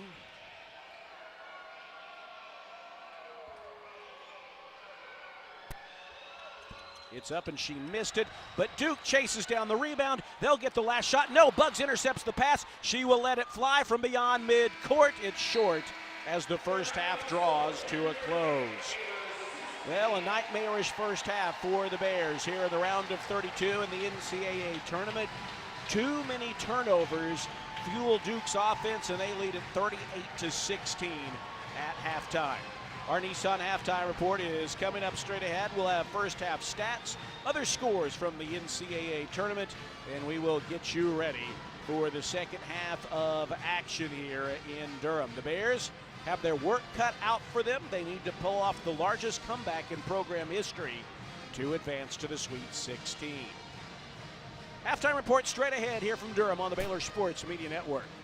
See for yourself why Green Eye Associates is voted best in Waco year after year. Enjoy exceptional service and care from Dr. Leanne Green, along with her dedicated optometrists and staff. Receive trustworthy insights about your eye health, enjoy the impressive variety of contacts and eyewear, and work with the most experienced optical team in Waco. Don't miss the new state-of-the-art dry eye therapies that rejuvenate the eyes, face, and neck areas with safe, non-invasive treatments to restore comfort and quality of life. Visit greeneyeassociates.com. Green Eye Associates, official optometrist of Baylor Athletics. Hellberg Barbecue is a family-owned business started here in Waco, Texas, and proud to serve the local area. They love to cater all kinds of events, big and small. Serving Baylor and its families is one of their favorite things, and they even ship barbecue nationwide. Check them out while here in Waco or online and support one of Waco's local barbecue restaurants, Hellberg Barbecue. Salt, pepper, and a whole lot of prayer. We don't just build trucks. We build something that's meant to last. That's why the 2026 Toyota Tundra isn't just built in Texas. It's built by Texas. Every line, weld, and seal, shaped with the pride, heat, and strength that only Texas really knows. The Tundra is built to tough it out and to take it easy. Built to carry tradition and to make new ones. Built to roll with the punches and to go the distance. Built stronger, built louder, built here. The 2026 Toyota Tundra. Built in Texas, driven everywhere. Test drive at your local Toyota dealer or visit Toyota.com today. Toyota. Let's go places. Feature availability differs based on trim. See Toyota.com for details. Fox Sports Radio, 93.9 K230CK and KRMX HD3 Waco. You're listening to live coverage of Baylor women's basketball. Now, it's time for the Nissan Halftime Show. Brought to you by Central National Bank, proud season sponsor of Baylor women's basketball. Texas Farm Bureau Insurance, championship partner of Baylor Athletics. Visit Texas Farm Bureau Insurance online to find a local agent today. Nissan, innovation that excites. Libman, America's trusted brand name in cleaning. Premier ER and Urgent Care. Feel better now. Stay tuned as we break down the first half. Check in on scores and more. All coming up on the Baylor Sports Media Network. Well, a rough first half offensively for the Bears. A season low with 16 points in the first half, en route to a 38-16 halftime deficit. 17 Baylor turnovers fuel 13 Duke points, and more than that, snuff out a number of opportunities for the Bears to get back into this game here in Durham. And so it is the home team with a sizable lead at intermission, 38-16. We welcome you into the Nissan Halftime Report, a Nissan innovation that excites. Let's take a look at the stats in this one. Baylor is holding Duke to 39% shooting, 14 of 36 from the field, just 2 of 10 from beyond the arc, and 8 of 13 from the free throw line. Baylor, however, has taken 12 fewer field goals and hit 7 fewer of them. Baylor 7 of 24 from the floor, 0 of 6 from beyond the arc, and they're not getting to the free throw line, just 2 of 2 from the stripe. Duke with the edge on the boards, 22-18. On the offensive glass, they lead the Bears 11-5, leading to 9 second chance points for Duke, just 2 for the Bears. 9 steals for the Blue Devils, 4 for Baylor. Duke, one of the nation's top teams in assists per game. They are excellent in that area, and in fact, they are top 20 in the nation and led the ACC with 17.5 assists per game. They have 11 on 14 field goals. Baylor with just 2 assists on 7 field goals. 2 scorers in double figures for Duke. Toby Fournier, who averages 17 per game on the season, has 13 at halftime.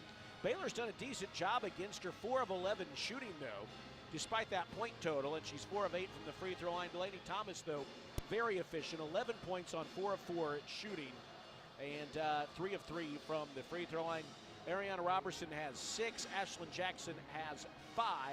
Taina Mayer has 3 to go along with 4 assists. She and Jackson 4 assists apiece to lead the Blue Devils. Mayer, their point guard, who's a good rebounding guard, has 5 rebounds at intermission. For the Bears, Talia Scott leads scores with 6 points, but on just 2 of 10 shooting to go along with 5 turnovers. Dariana Little Beige Bugs 4 points and a team-high 5 rebounds on 2 of 7 shooting. She has 2 assists, both of Baylor's assists in the first half. Kaylin Elms 2 points. She's 1 of 1 from the field. Bella Fauntleroy also 1 of 1 for 2 points. Leading rebounder is Bugs with 5. She is the team's leader in assists as well. We look at a couple other numbers in this one. Baylor has, the Bears have blocked 5 shots, which is not, beg your pardon, Baylor's blocked 5 shots, 2 apiece for Bella Fauntleroy, Kyla Abraham, 1 for Dariana Little Page Bugs. Duke has blocked 5 as well, 2 apiece for Delaney Thomas and Ariana Robertson, 1 for Toby Fournier. These are 2 of the nation's top shot blocking teams, 2 of the top 5, in fact. But right now, although that's even in the block category, it's Duke winning most of the other categories en route to a 38-16 halftime lead. The winner of this game will advance to the Sweet 16 in Sacramento and take on LSU, who has a commanding lead over Texas Tech. Lori will take a look at that and other scores when we return to Cameron Indoor Stadium, where the Bears have their work cut out for them at halftime, down 38-16. Back with more after this on the Nissan Halftime Report on the Baylor Sports Media Network. Hi, I'm Jim Turner at Jim Turner Chevrolet in McGregor. As we celebrate our 10th year anniversary, I want to say thank you to all of our customers. Our dealership is more than a business to me. That's why when you come see us for a reliable new Chevy or award-winning service, we treat you like family. Come see our new collision center, now open to serve you even better for many years to come. Enjoy the game, then come see us at Jim Turner Chevrolet in McGregor. Together, let's drive. Hey Baylor fans, Baylor softball season is currently underway. Come be a part of the action at Getterman Stadium all season long with single game tickets. With general admission tickets starting at just $8, there's no better way to enjoy elite college softball. And if you're coming with friends or family, group tickets are available for $5 each. Get your Baylor softball single game tickets now at BaylorBears.com/tickets. Proudly serving Texas since 2007, Magnolia Realty is a full-service brokerage and a trusted neighbor, bridging expert industry knowledge with integrity and kindness. Known for their award-winning agents, Magnolia Realty understands the dynamics of making the real estate journey your own and the importance of trust from contract to close. You can find their local agents here in Waco and across the state, including in Dallas, Fort Worth, Austin, San Antonio, and Temple. To get connected and learn more, visit magnoliarealty.com. Here's to home. Do you want to earn points while cheering on your favorite Baylor teams? Join Baylor Bold Rewards. Track your attendance on the Baylor Sports app across athletic events and earn points towards prizes and experiences. Download the Baylor Sports app or register online today at BaylorBoldRewards.com and start earning your points today.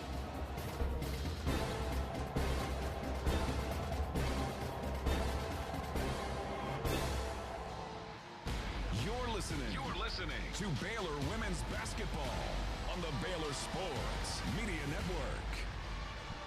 Back here at Cameron Indoor Stadium in Durham, North Carolina, a rough first half for the Baylor Bears. Duke leads by a score of 38-16 at the break in the round of 32 in the women's NCAA tournament.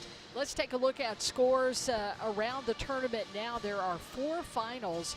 Let's start with number 2 LSU in Baton Rouge taking on 7th-seeded Texas Tech, and the Tigers win that one handily, 101-47. A big battle in Minneapolis as a tangle between number 5 seed Ole Miss and number 4 seed Minnesota. And the Golden Gophers get a close win today. They come back after being down by 5 with about 3 minutes left, and Minnesota wins 65-63 to move on to the Sweet 16. Another final, number 2 Michigan was all over 7th seeded North Carolina State today as Michigan wins 92-63. And another battle of that the 4 and 5 seeds. This one with North Carolina just about 8 miles from where we sit here in Durham, as the 4th seeded Tar Heels win over the Terrapins 74-66. As far as other games that will be coming up, Oregon will be at Texas. Texas, of course, a number 1 seed, taking on the 8th seeded Oregon Ducks. Also coming up tonight, a battle of the 4 and 5. It's Oklahoma hosting Michigan State. TCU at a number 3 seed will be in Fort Worth tonight, and they will host 6th seeded Washington. But our score here at the half, Baylor's got a lot of work to do over the next 20 minutes. And the score at the half, it's Duke 38 and Baylor 16. We'll be back with more Baylor women's basketball in a moment on the Baylor Sports Media Network.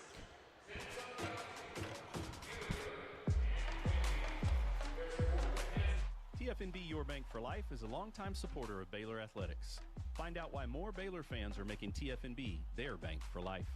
Sign up for our Edge checking and get your own custom Baylor Bear debit card. With 6 convenient locations and an award-winning mobile app, banking has never been easier. TFNB, your bank for life. Member FDIC.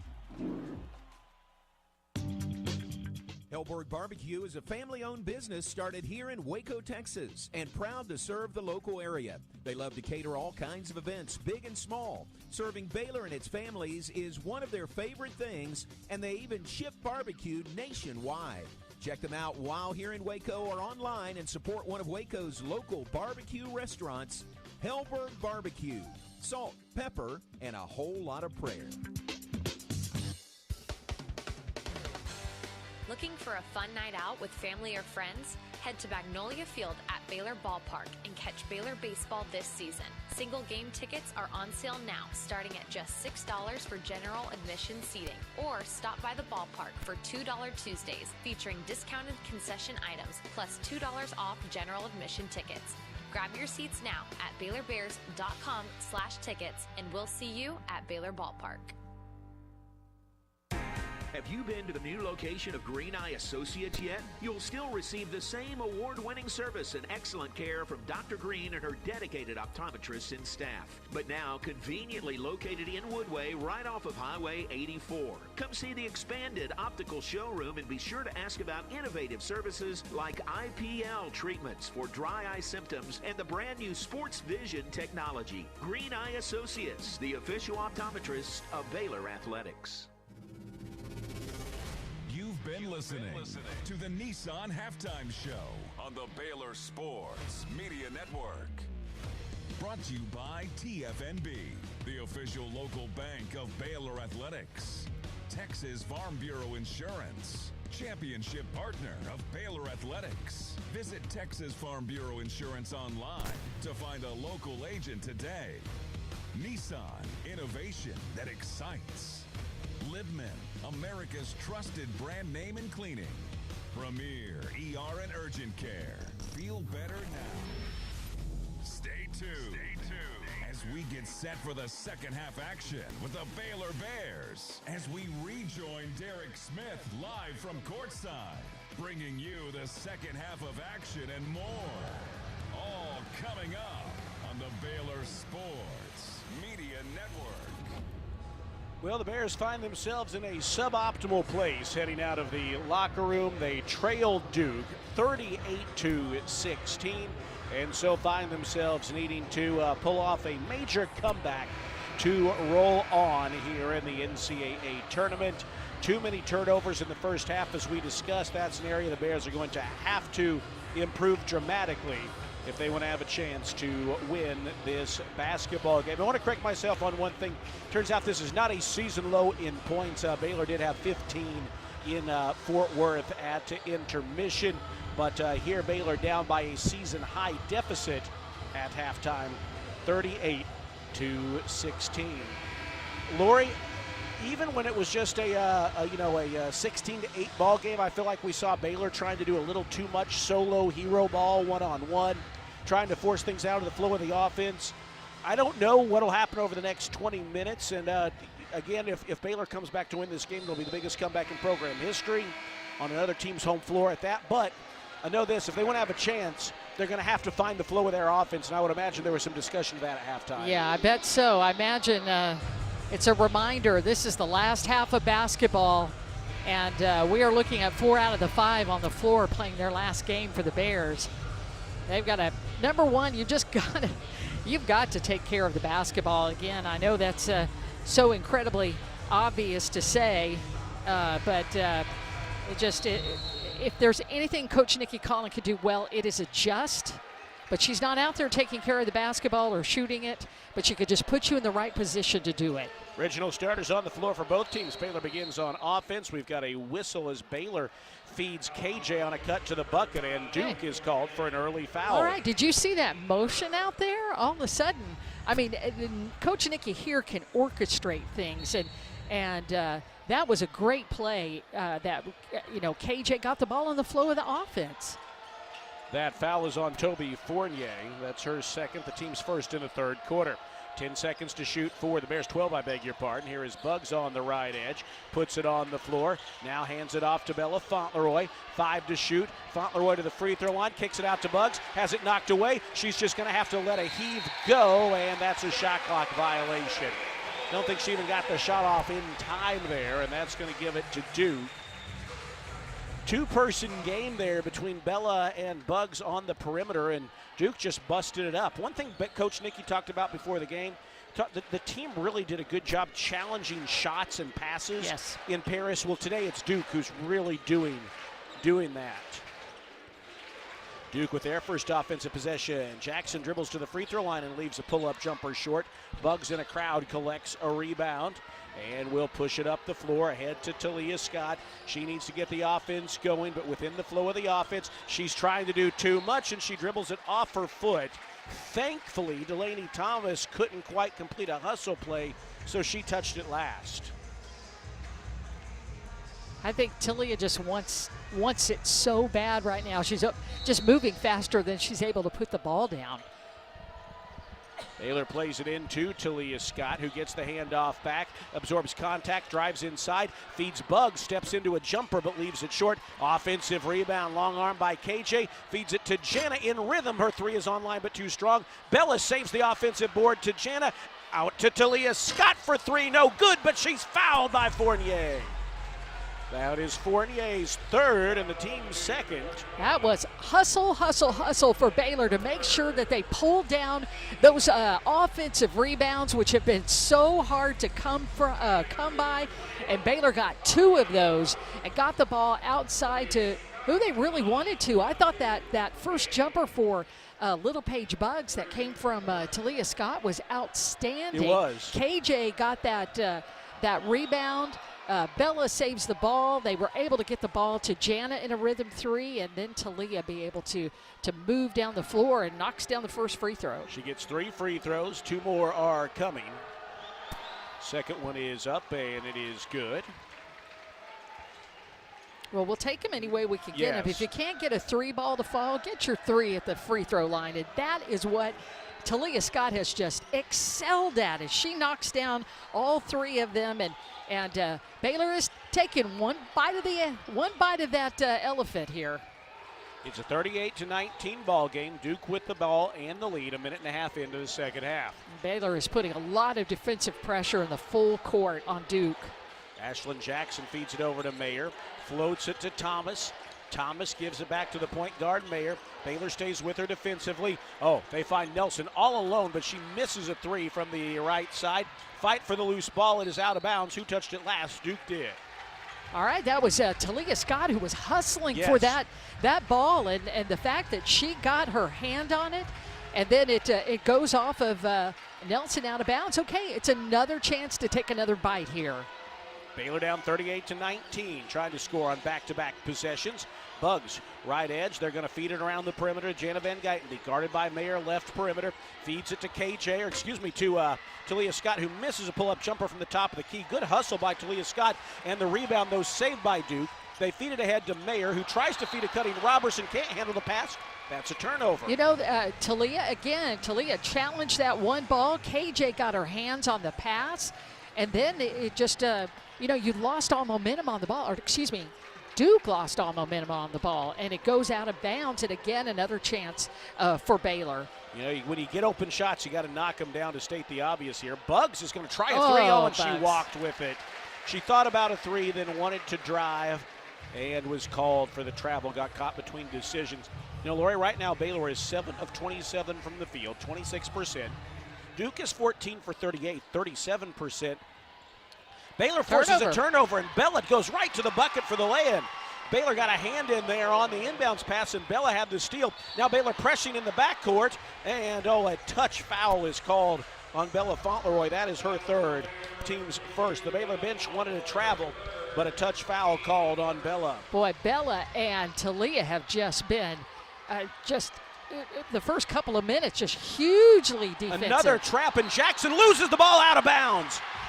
Lori, the trap was effective against Nebraska on Friday, and I tell you what, it is hard to trap for, several possessions in a row, let alone the next 17 and a half minutes, but you're going to have all week to rest. It's do or die time for Baylor, and you've just got to be able to do that. And, you're trying to survive in advance at this moment. You're trying to get back into this game. And Duke players and the fans don't like it, but honestly, Baylor is just showing what it's really tough at. And now KJ is held on a cut to the basket from the right edge. That's another foul on Duke. Again, Baylor played about as, I'd say they looked passive. I think they looked passive to the Duke fans, and all of a sudden you're seeing what Baylor is capable of. That's Robertson's first foul, team's third. Inbounds to Bugs, right elbow. Feeds it outside to Talia Scott. Catch and shoot, 3-0 on line, but too strong. Bella with the offensive rebound. Gives it out to Van Geitenbeek. Cut off defensively. Feeds it out to Talia Scott between the circles. Baylor down 38-21 as Scott has the ball poked away. Chases it back down. Drives to the left edge. Dancing on the perimeter. Leans inside. Forces up a tough shot. No whistle. And the rebound is grabbed by Robertson. Duke 38, Baylor 21, 6:52 to play, third quarter. Baylor has scored 5 straight, but they're going to need to keep stringing points together. Here is Ashlyn Jackson to the left edge. She's going to step into an open 3 and miss. Bugs collects another rebound for the Bears. Bugs has 7 boards now for Baylor. Jana Van Geitenbeek slips a pass inside to KJ, who fumbles it, gets it back. Feeds it out to Bella Fauntleroy, and now Jana takes the handoff again behind a screen. Has her shot tipped from the right side. Duke comes away with it. Baylor's going to have to see even a little more payoff for this effort they're putting off, Lori, because it could get them back into the game. Nearly a Duke turnover. Mayer takes the feed from the right side and splashes in a 3 for their first scoring of the second half to push the lead back to 20. And now a whistle. Yeah, they could stop and play for a minute because I think, I don't know what exactly happened, but Talia got popped in the face. Yeah, that maybe some check and make sure there's no blood. Baylor trainer Chalisa Fonza out there. And she I don't know if it got her in her nose or if she got it in a lip. Well, Lori, Baylor is dictating the tempo here in the second half, but there is a lot of work to be done as they play it into Jana Van Geitenbeek, down 41-21. Jana has the ball poked away. Luckily, Bugs is there to save the possession, chases it down, drives right of the lane, kicks it out to Bella Fauntleroy. Good defense by Duke, and Bella has the ball knocked away to the Blue Devils. That was Delaney Thomas with a hand in there, and it'll go back Duke's way. Well, turnovers a first half problem. That is the 20th of the afternoon for the Bears. And Bella's going to sit down for a little bit. Dunn's back in the game. Now if you could get Now Jana called for a quick foul as she bumps into Mayer, trying to knock the ball away. Jana's first and the team's second. I mean, you want to be aggressive. I don't know if you want to foul. Right. But trying to pop the ball out of their hands. Thomas looking to get it in, bounces to Jackson. She's trapped. They're able to break the press, hooking it back to Thomas, ahead to Mayer. Mayer penetrates the arc. Jana gets back defensively, and they feed it to Jackson to the right side of the center jump circle. 5:38 to play third quarter. Duke with the ball and a 20-point lead on the Bears. Delaney Thomas swings the elbows, sends it out to Jackson high on the left wing, right in front of her coach, Kara Lawson. Jackson drives to the ACC logo and leaves the jumper short. Offensive rebound. Robertson puts it back in and she's fouled. Boy, Baylor's just got to find a way to block out. That was just Robertson was just standing there with an easy opportunity to get that rebound and put back, and pays off by getting an opportunity at the conventional three after Baylor had scored the first 5 points of this third quarter. They've allowed a three and then an opportunity at a 3-point play. Free throw by Robertson is no good. Offensive board, though, chased down by Nelson. Kick out to Jackson. Pass out to Mayer. Here's a three way off the mark. It's an air ball. Rebound tip to Buggs, and a whistle and a blocking foul is called on Delaney Thomas, who tried to undercut Buggs going for that loose ball, and that is the fourth foul on the Blue Devils.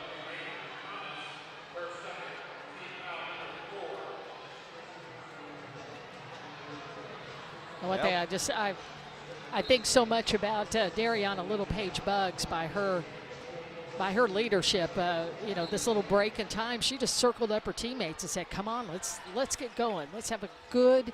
Let's get back on the scoreboard and get back and play some more defense." Yuting Dunn feeds it to Talia Scott, top of the arc. She's going to let a three fly, and that's an air ball. Boy, she's just having a heck of a time shooting right now. And a couple times, I'll admit, I think we all have got frustrated seeing the players not running the offense. But right now, when shots aren't going in, everyone forces things.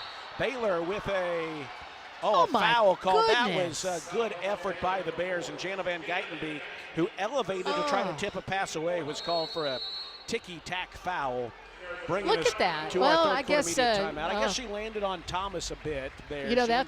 That is a vertical I haven't seen in a while, and I think is it a timeout, or are they going to go look at this? It's our third quarter media timeout here. It's a 43-21 lead for Duke. The 2025-26 women's basketball season is presented by Central National Bank, proudly serving Central Texans in Waco, Temple, and Austin. Bank different, Bank Central, Central National Bank.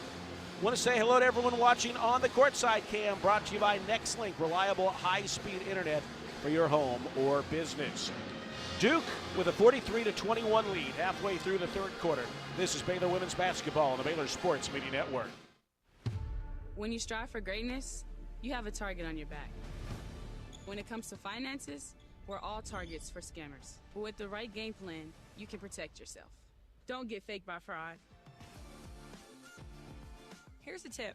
Don't buy from social media ads unless the ad is from a verified company. When you click those ads, you open yourself up to fraud. If it seems too good to be true, it almost always is. This message is brought to you by Central National Bank. At Magnolia Realty, award-winning agents set the bar for professionalism and excellence. Whether you're looking to buy or sell, Magnolia's full-service brokerage will guide you through every step of the process with expert industry knowledge. Their agents are fully invested in learning your story and customizing the real estate experience to suit your stage of life. Magnolia Realty has been serving cities across Texas since 2007, including Waco, Dallas, Fort Worth, Austin, San Antonio, and Temple. To get connected or learn more, visit magnoliarealty.com. You're listening to Baylor Women's Basketball on the Baylor Sports Media Network. Well, here in our third quarter media timeout, referees are reviewing that play. Jana Van Geitenbeek called for a foul. She elevated to try to tip a loose ball, and it looks like an elbow caught Duke on the way up or down. There, and ESPN's in a break, and we haven't seen a replay again just yet. But they're reviewing to see if there was an unobserved flagrant foul. It was inadvertent. Certainly, Jana really got up, as you said, Lori, a vertical we haven't seen from her since before her ACL tear. True. But there was an elbow, and we're going to see if We are going to see if they find anything that makes them think that there was any extracurricular there. 43-21, Duke with the lead on the Bears. Just a rough offensive performance for the Bears, who have only one more point than turnovers. 20 turnovers, 21 points. Now, still haven't seen any kind of, that's a long time. The three of the officials have been there for a while taking a look at it. Now they've brought Brian Hall over to take a look. And there was an elbow in there. It was... Well, Jana flew in there. Now, whether it was it inadvertent? You know, we've seen a lot of players walk away right now holding their... Yes, it's a physical game. Yeah, it really is, but... And I'll say this, Baylor's physicality, I mean, now they've got beat on some blockouts, but I don't think Baylor's physicality has been the problem. It's been the turnovers and, you know, haven't been able to get enough rebounds as the officials are continuing to look at this. And we'll say that was not initially called. Here we'll see where she comes in. It was on the way up. Yeah. She caught Delaney Thomas in the face with an elbow. And honestly, it was a side elbow. That was not even, I think it was kind of just. Here's a different angle. We'll see. Okay, her arm comes down. Her arm comes down. They kind of got tangled up a little bit. Well, and we'll say this one was called by the official, not by the officials, but the Duke coaching staff is the one who called for that. Well, and I think something's coming here because they're calling both Kara Lawson and Nikki Colin over, which usually means something meaningful is going to happen, and we'll find out for sure. But that may be an undeserved flagrant on Jana. Here's the officials.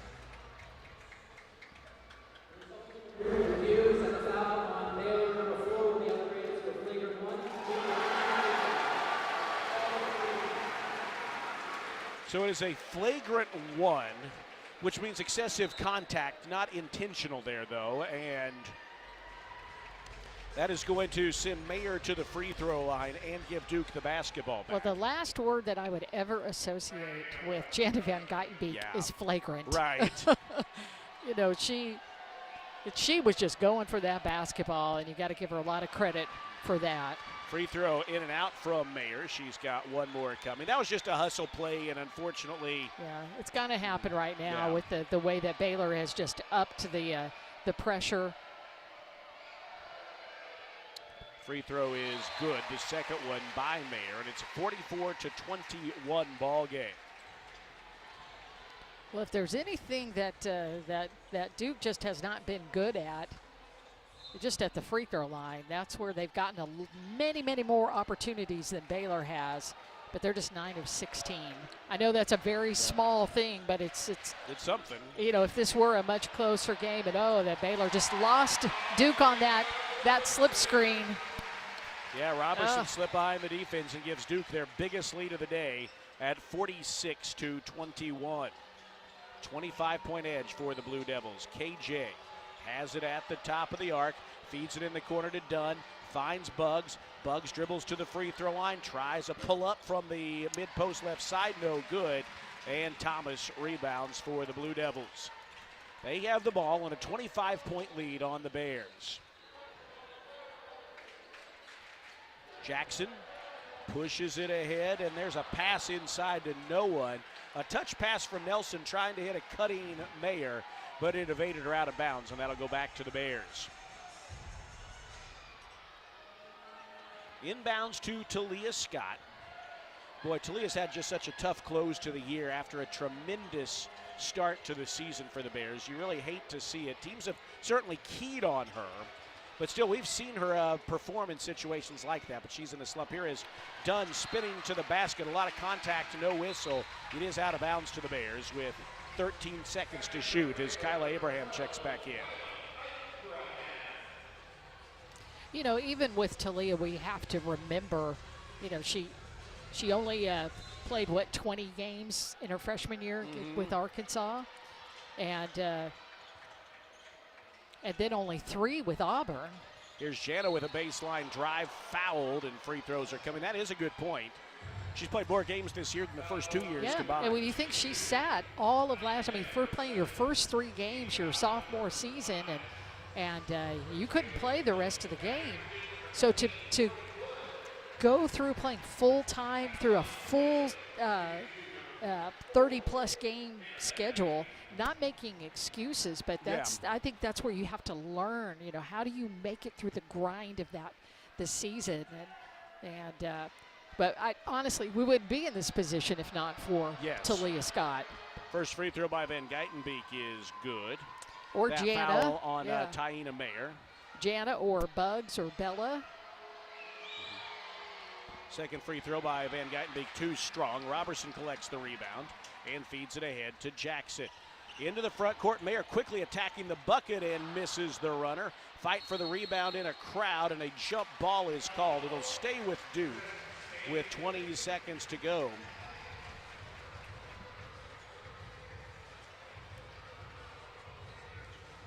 Ariana Littlepage Bugs fighting in there with Mayer, and it'll be Jackson to play it in from the baseline.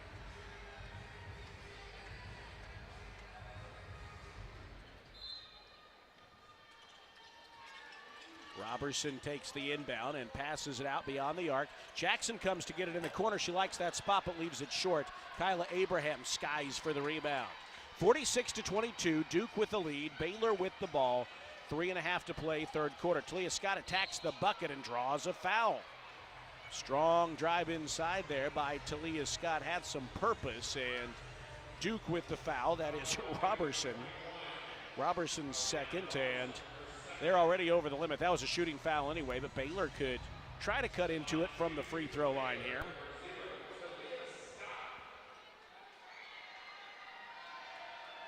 Talia Scott, 9 points on 2 of 14 shooting, but she's 5 of 5 from the line, make it 6 of 6.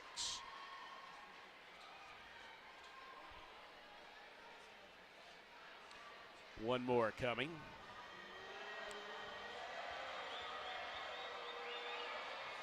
It's up and it is good. One hope, Lori, I have if Baylor is able to, if Baylor is not able to come back from this deficit, you hope stuff like this fuels Talia Scott as Duke races down the floor and Jackson cuts ahead of the crowd, takes an outlet pass for a layup. You hope this kind of fuels her. She wants to be a dominant player, and at times she has been.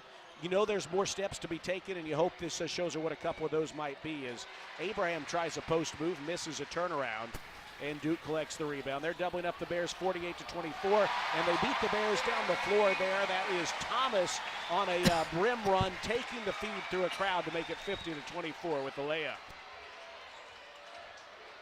Talia Scott with it the other way, tries a long two. It is short. And Thomas has the rebound, poked away by Scott, but grabbed by Duke. They're off and running, off the dribble. A three by Jackson is no good. Thomas, though, gets the rebound and floats it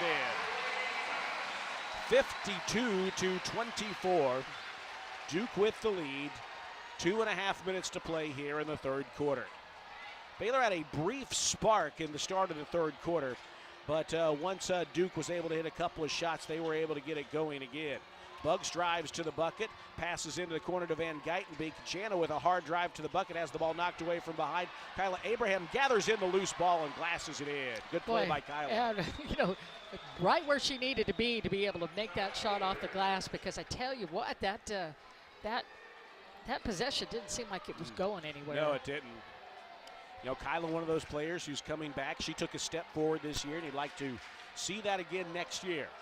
52-26, 100 seconds to play in the third quarter. Jackson, the Texas native, finds Mayer at the free throw line, bounces down low to Delaney Thomas, has her shot blocked from behind. That was Abraham with a hand in there with it, and Bugs comes away with it. Bugs into the front court, feeds it to Jana Van Geitenbeek. Bugs today with 4 points, 8 rebounds. Jana fires it left side to Bugs, 15 seconds to shoot, 1:12 to play in the third. Ariana Littlepage Bugs finds Talia Scott, looking down low.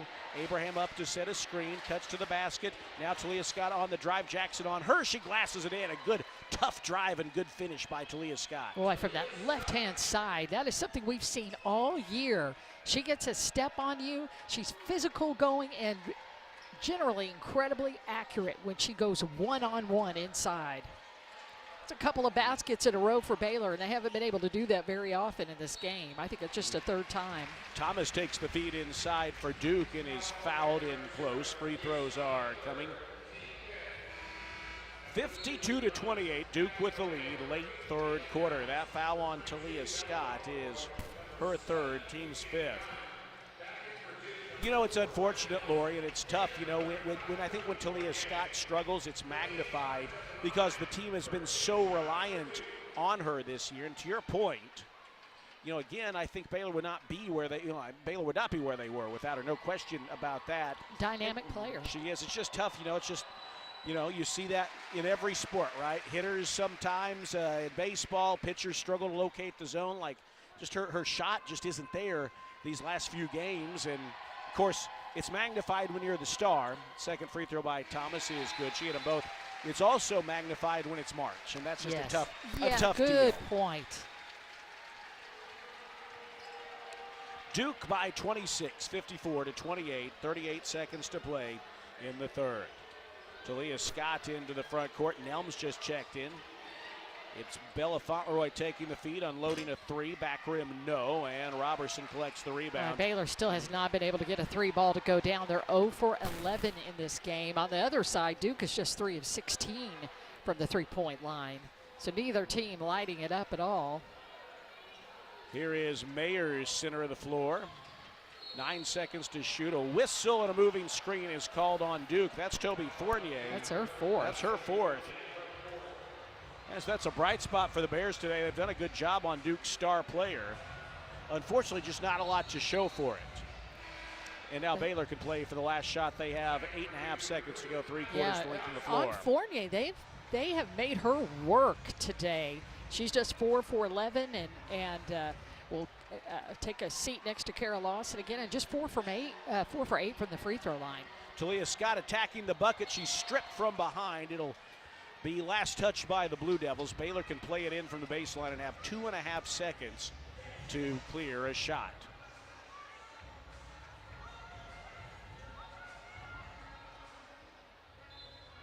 Jana Van Geitenbeek to play it in. Looking, feeds Nelms down low, fouled on her way up. Free throws coming. That's a good play by the Bears to find Kayla Nelms right underneath the bucket.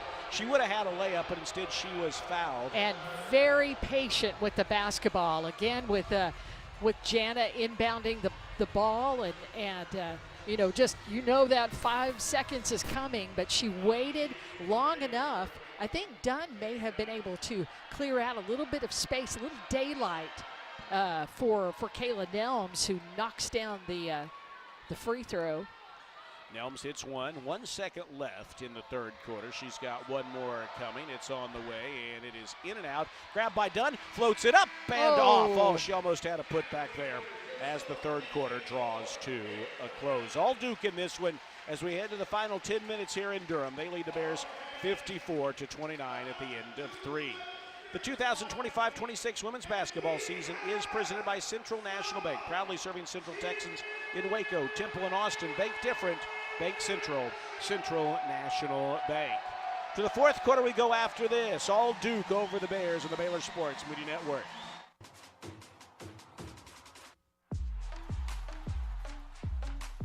TFNB Your Bank for Life is a longtime supporter of Baylor Athletics.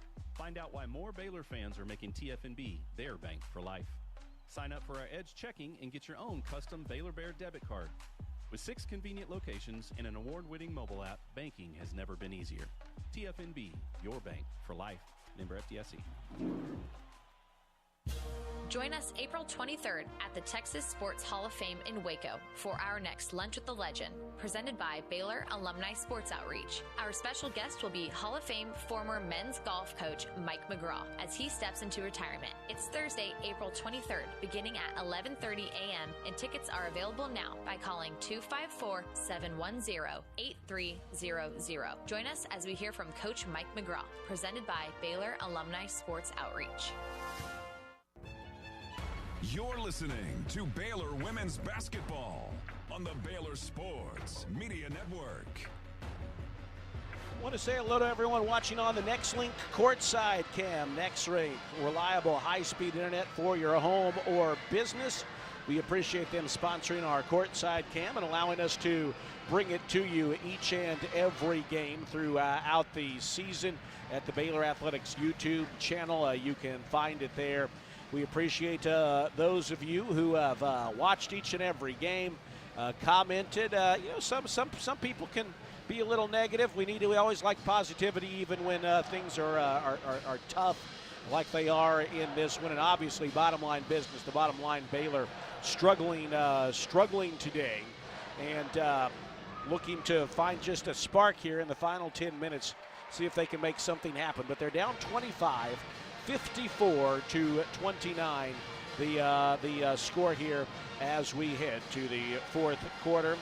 You know, for the seniors but on Friday, this was the point in the game where Coach Nikki said this could be your last 10 minutes, and it worked. In that case, Baylor was only down by 6. Here they're down by 25. This has been a game where the offense has just never been able to get on track. 10 of 41 from the field, while Duke is 20 of 51 is 20 of 51 from the floor. Baylor's defense has been good in spurts, but Duke has just been able to get too many bites at the apple thanks to Baylor turnovers. Baylor's been able to cut down a little bit on the turnovers here as the game has gone on. Of their 20 turnovers, just 3 of them came in the third quarter, but those 17 first-half turnovers are what really set the tone in this game. And Baylor's shooting woes continue. As we said, 10 of 41 from the floor. Talia Scott, Baylor's leading scorer with 13, but on 3 of 16 shooting. Dariana Littlepage-Buggs is 2 of 9. Van Geitenbeek 0 of 6. And, you know, I think you'll look at this Baylor team whose defense has been very good most all of the year and at times elite. The offense has struggled when Talia Scott hasn't been able to really get it going, and as she's hit this shooting slump late in the year, no one else, unfortunately, has really been able to pick up the slack, and that's made life difficult in some games, including this one today. So Baylor will try to close it out with something positive. They began the third quarter with a trap in the run. At that point, though, Baylor was down at halftime by a score at intermission, I beg your pardon, of 38 to 16.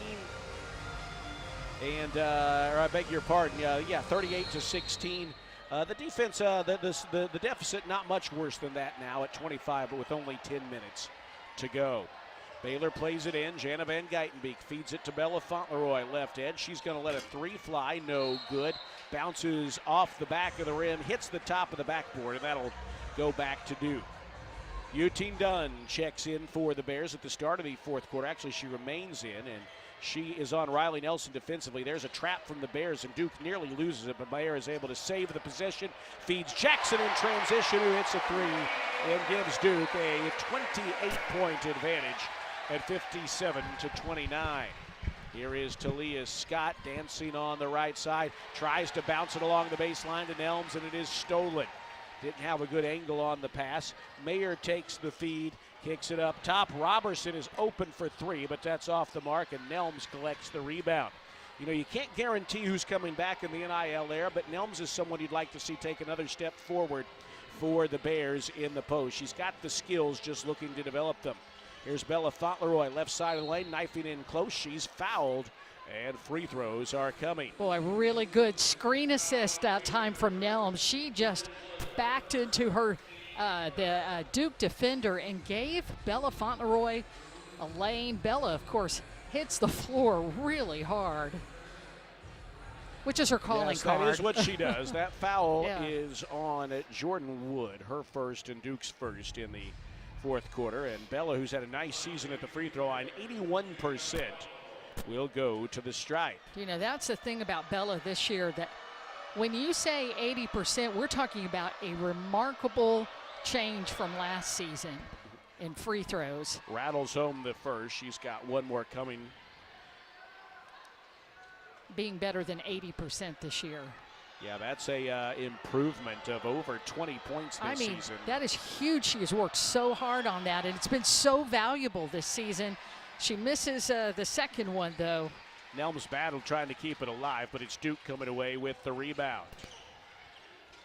At the other end, Mayer has it for the Blue Devils. Backs up near the center jump circle. They'll likely drain some clock on these possessions. Mayer bounces it ahead I think to they Wood. got done. Yuting Dunn away from the ball. They called a hook. Actually, she grabbed the jersey. Oh, well. she knew she was a little bit behind on that one. That'll do it. That's right. Sometimes you'd rather not get beat. Let's go ahead and get the foul called. Duke 57, Baylor 30 with 8:45 to play in this one. Inbound to Robertson. Hands it off to Jackson. They only go 7 deep. They don't really have a deep bench at all. They've dealt with some injuries this year, so they're going to have to roll with their key players for most of it. Saw Anna Weekstrom play in their win over College of Charleston on Friday. We haven't seen her yet. Mayer shakes loose defensively of Scott, but misses a 3 at the shot clock buzzer. Bella Fauntleroy goes hard after the rebound and hits the floor, hits the deck hard as she is fouled from behind. Boy, Bella Fauntleroy, how many times have we said gets off the floor slowly over the years? We have. And when that mirth for me right now was that's true, because we probably say it 5 times a game. She is tough as nails, and really, I thought, pursued that basketball really well, because it was that was going to be a tough rebound to get, but Bella Fauntleroy got to it. Robertson picked up her 4th foul there. Talia Scott tries to slip it past Nelms, who gathers it in and finishes. Really nice job there by Nelms. Sweet. Long-armed, grabbed that pass, and then finished through the lane. Duke back the other way. Wood passes out to Robertson. She'll let a 3 go. No. Offensive rebound to Wood. Kicks it in the corner. Mayer's open from the left wing. Her 3's too strong. And Bella Fauntleroy collects the rebound. Yep. Duke is just 4 of 21 from beyond the arc. Baylor, though, 0 of 12. Scott tries to change that, but misses a 3. And Mayer going after the rebound is fouled. That's Kaylin Nelms called for the loose ball foul going after the rebound. Her 2nd, team's 3rd. Boy, 3-pointers not falling for the Bears. At all today. No. 0 of 13. Baylor 10 of 13 from the free throw line, which has been good. Duke 11 of 18. And, again, the turnovers set the tone for this game. I think if Baylor had managed to get a couple of those 3s to fall in the first half, you're maybe talking about a little more manageable deficit at halftime. Would it have made a difference? I don't know. But when your shot has abandoned you like this, it's just hard to, it's just hard to get anything going. It is. And it just starts to snowball on you, and it just really has. Here is Ashlyn Jackson dribbling to the left elbow and knocking down a pull-up jumper. Off the dribble, Ashlyn Jackson now has 12 points. Baylor the other way, feeds it in the post to Nelms, who gets a little off balance and glasses it up way too hard. Her shot was altered by Fournier. Came away with the board. Duke in transition finds Riley Nelson, her 3 short from the corner. Weak side board, though, to Delaney Thomas, and Duke's going to get another look at it. With 7 minutes to go, they have the ball and a 27-point lead. Jackson flings it left side, finds in the post Thomas down low. It's Fournier missing the shot, but drawing the foul on Bella Fauntleroy. That will be Bella's 4th and the team's 4th, so Duke will be shooting the penalty for the final 6:48. Bella will exit. Bugs will check in. Ella Brow and Kirsten Johnson in as well, along with Kyla Abraham in place of Nelms, Fauntleroy, Dunn, and Scott. And Fournier goes to the line where she is 4 of 8 from the stripe.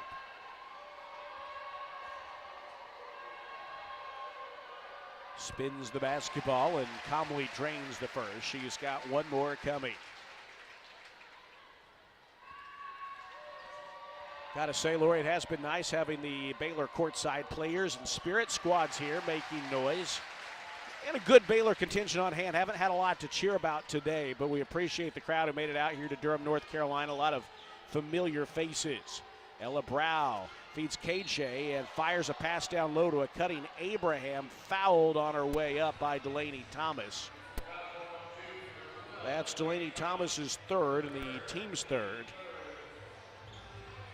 And Abraham will go to the free throw line.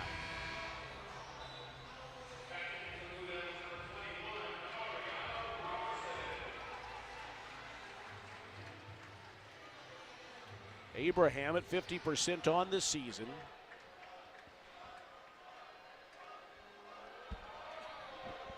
She's improved some at the line this year, and she hits the first. I mean, talk about a player who really struggled at the free throw line her first 3 seasons. This year with a much higher volume, she's improved to 50%, which, while not ideal, second one is up, and she hit them both, does show an improvement for her, and she's hit some clutch ones at times. She has this year for the Bears. Big time.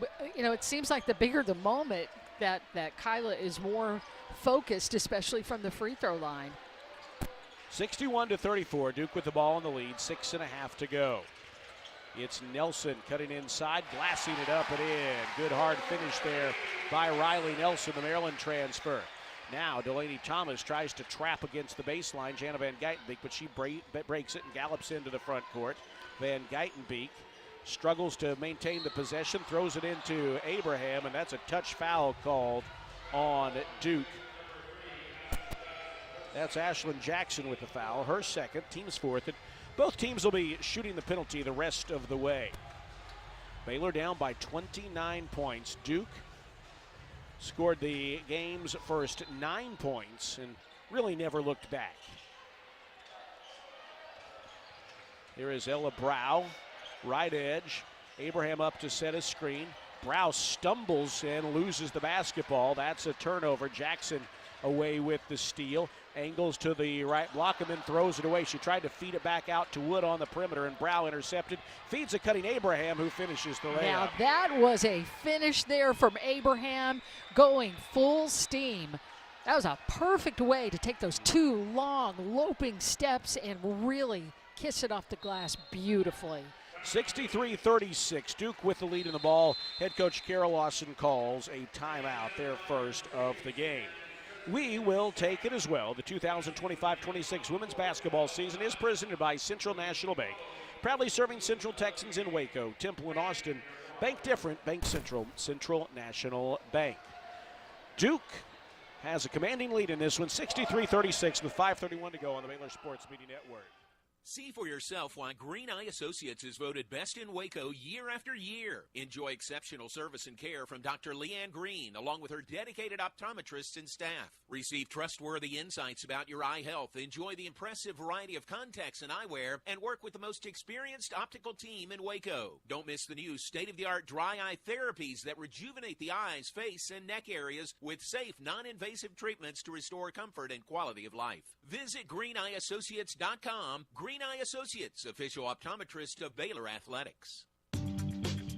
Hellberg Barbecue is a family-owned business started here in Waco, Texas, and proud to serve the local area. They love to cater all kinds of events, big and small. Serving Baylor and its families is one of their favorite things, and they even ship barbecue nationwide. Check them out while here in Waco or online and support one of Waco's local barbecue restaurants, Hellberg Barbecue. Salt, pepper, and a whole lot of prayer. Fox Sports Radio, 93.9 K230 CK and KRMX HD3 Waco. You're listening to Baylor Women's Basketball on the Baylor Sports Media Network.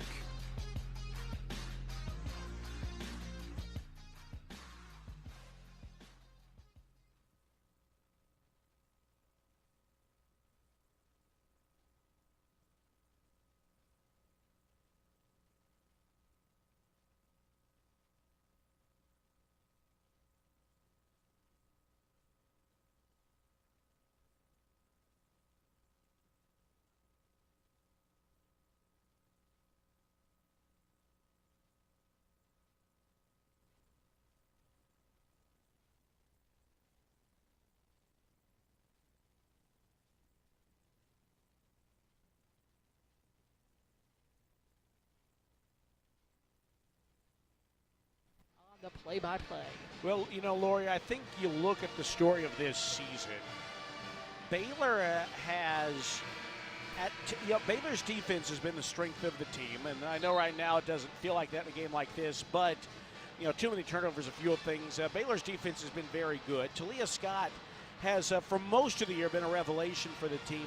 But I think the offense has just really struggled to really find a flow throughout the year, and that's cost them in some big games, and ultimately has today, I think, as it just, sometimes, as you said, it snowballs when you're struggling on offense, and sometimes you can struggle, then you force, and then that fuels the other team, and that's what we saw. That's what we've seen here today. Yeah, when you've seen that, that loss at Texas Tech and the loss at TCU, and then that first round or the second round of the Big 12 tournament against Colorado, we've just kind of seen them come to a little bit of a screeching halt, especially on offensive execution. Here's Nelson off a screen, missing a shot off the dribble, but she's fouled on the right elbow. Pair of free throws are coming. Yeah, KJ came closing out on that shot, but just brought the hand down, and she knew it. That is KJ's second and the team's fourth. Meanwhile, it's gone final in Stillwater. The Oklahoma State Cowboys claim the series against Baylor baseball with a 13-6 win over the Bears. First free throw good, misses the second, does Nelson, and Robertson tries to save the possession. Good hustle, but she can't throw it back in bounds before she throws it away. Laura, I got to mention something non-basketball related as Baylor plays it into Ella Brow.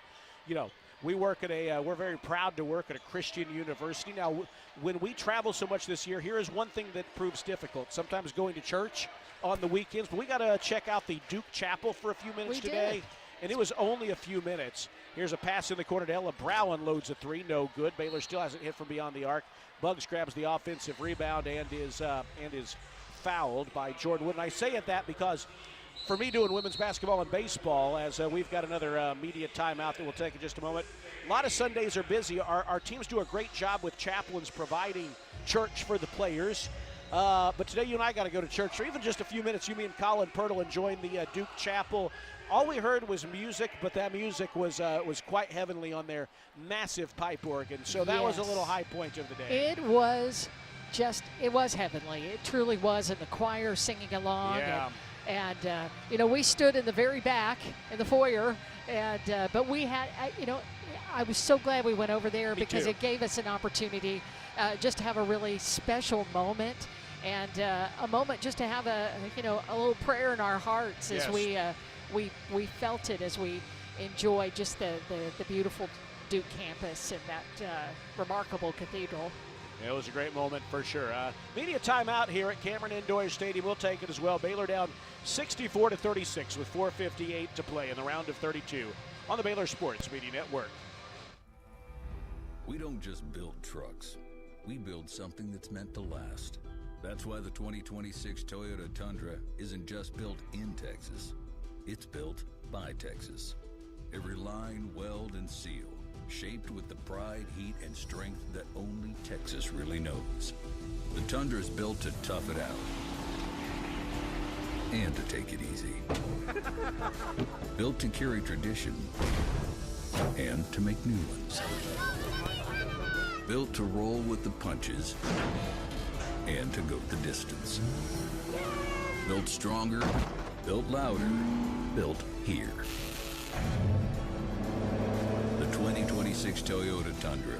Built in Texas, driven everywhere.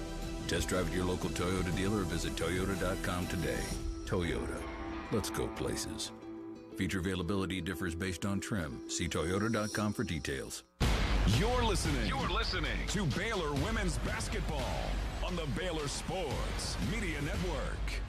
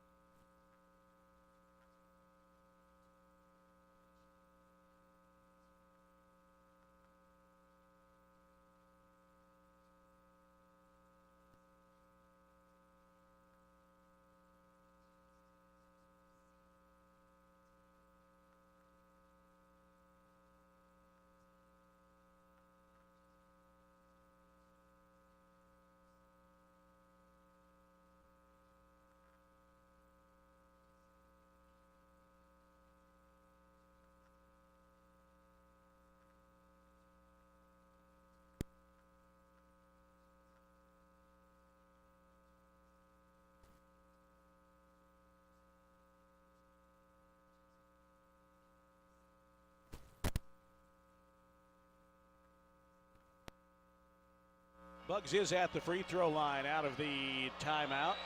First one is up, and it is too strong. One more coming. Bugs 4 points today and 9 rebounds. She is going to finish each of her last 2 seasons in green and gold with double-doubles, and will be 4th all-time in program history in rebounds. Again, behind just Susie Snyder, Eppers, Sophia Young-Malcolm, excuse me, and Brittany Griner. And Brittany Griner. I mean, those 3 prolific rebounders, I mean, that just shows you the kind of player that Dariana Little-Page Bugs is, and will have an opportunity to play at the next level.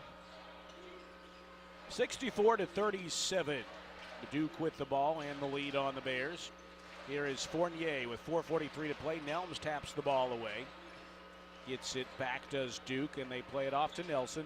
Single digits on the shot clock. Brow on Nelson, wants to drive, attacks the bucket, scoops it up and in, and a crowd. Tough finish there by the Maryland transfer who missed all of last year with an injury.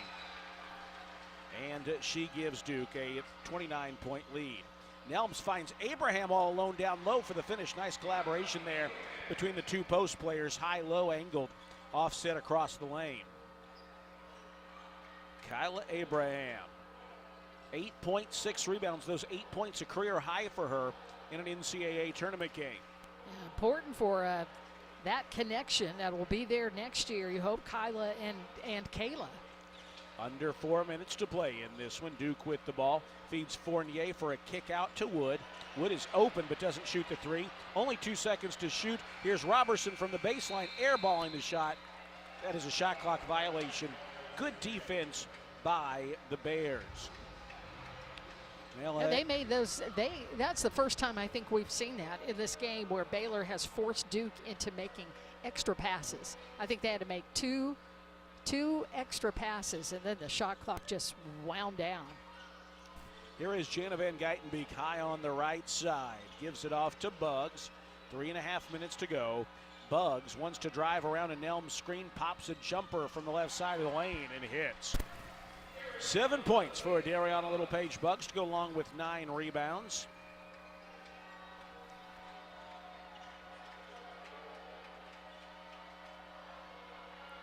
.310 to go. 66-41 the score in this one. It is Mayer with the ball, middle of the floor. They're draining clock here. Van Geitenbeek on her. Here is Mayer getting downhill, popping a little shot put jumper that spins out. It was in and out, and Nelms collects the rebound. Nelms has given the Bears some positivity off the bench as, boy, Baylor nearly turns it over again, but Jana is able to track it down there, almost running into Dariana Little-Page Bugs. Nelms today 5 points, 2 rebounds, and an assist off the bench. Jana attacking but cannot quite finish. Rebound tip back out to the arc where it is grabbed by Nelson. Nelson tries to feed it inside to Fournier, but it's batted away and stolen. Kaylin Elms comes away with the loose ball for the Bears. And Jana Van Geitenbeek has it on the right side of the floor. Around an Abraham screen, shot clock at 15. Slow developing possession for the Bears, down by 25 late. Here is Brow.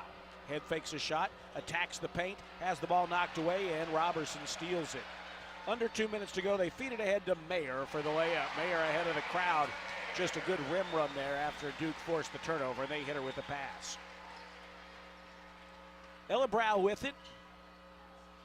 Middle of the floor, feeds it to Jana Van Geitenbeek, lobs it down low, right block to Nelms, good position on Fournier, and she's got a chance at a 3-point play. You know, again, Lori, as we, obviously we're thinking about next year now to some extent as we talk about the future for players. Nelms is someone I want to see that next step from because she's got talent. Ella Brow checks out, and Bella Fauntleroy checks in. Fournier exits the game and gets a well-deserved hand from the crowd as Jordan Wood checks in, and one of the seniors, Tyna Mayer, will exit playing for her final time at Cameron Indoor Stadium before they move on to Sacramento. For the Bears, there's those 4 four-year players out there on the floor, and as Nelms hits the free throw, making it 68-45. It's going to be strange not seeing their names next year. Jana Van Geitenbeek, Bella Fauntleroy, Dariana Little-Page Bugs. Now, luckily, we're going to say Kyla Abraham's name next year. We're down to 90 seconds to go in this one. Duke slowing down here. They are draining the clock. And they nearly turn it over. Bugs got a hand on the pass to Roberson, but they corral it. Nelson with 5 to shoot is going to have to let it fly. Attacks the bucket, gets inside. She's stripped and a foul is called, though, as I think Bugs landed on her there, elevating for the on the defense. That's Bugs' second, the team's 5th. Yeah, we've seen, you're talking about Kayla Nelms, we've seen some incredible flashes from her. You know, so skilled around the basket. She has the ability to hit the three. You know, it always comes down to, you know, are you, you know, physically, can you maintain through that game? Can Coach Nikki play you in longer spurts? You know, you know, are you fully focused? Both free throws are good, and now another senior, Ashlyn Jackson, the Texas native, will exit. Seniors out there for the Bears, along with Kayla Nelms and Kyla Abraham. Abraham, a redshirt junior, but she came in with this senior class. Van Geitenbeek into the front court, floats it to Abraham. Under a minute to go now here in Durham. Passes down low to Bugs, in a crowd blocked on her way up. Got it back, and a jump ball is called. It's going to go back to Duke with 56.5 seconds to go. Well, Baylor got off to a really slow start in this one, and that set the tone the rest of the way. Duke slowing it down. Nelson running the point. And she'll move to the middle of the floor near the center jump circle. Shot clock at 15. This will likely be the last possession that they look at the bucket. On the attack, Nelson tries a follow away and airballs it. And the rebound is grabbed by Kyla Abraham. Shot clock is off. Jana Van Geitenbeek has it for the Bears. She's got it on the right side of the floor, attacks the bucket and lays it in. She'll hit her last shot as a Bear, and now Duke will be able to dribble out the clock as the fans rise to their feet. Here at Cameron Indoor Stadium, Baylor will not contest.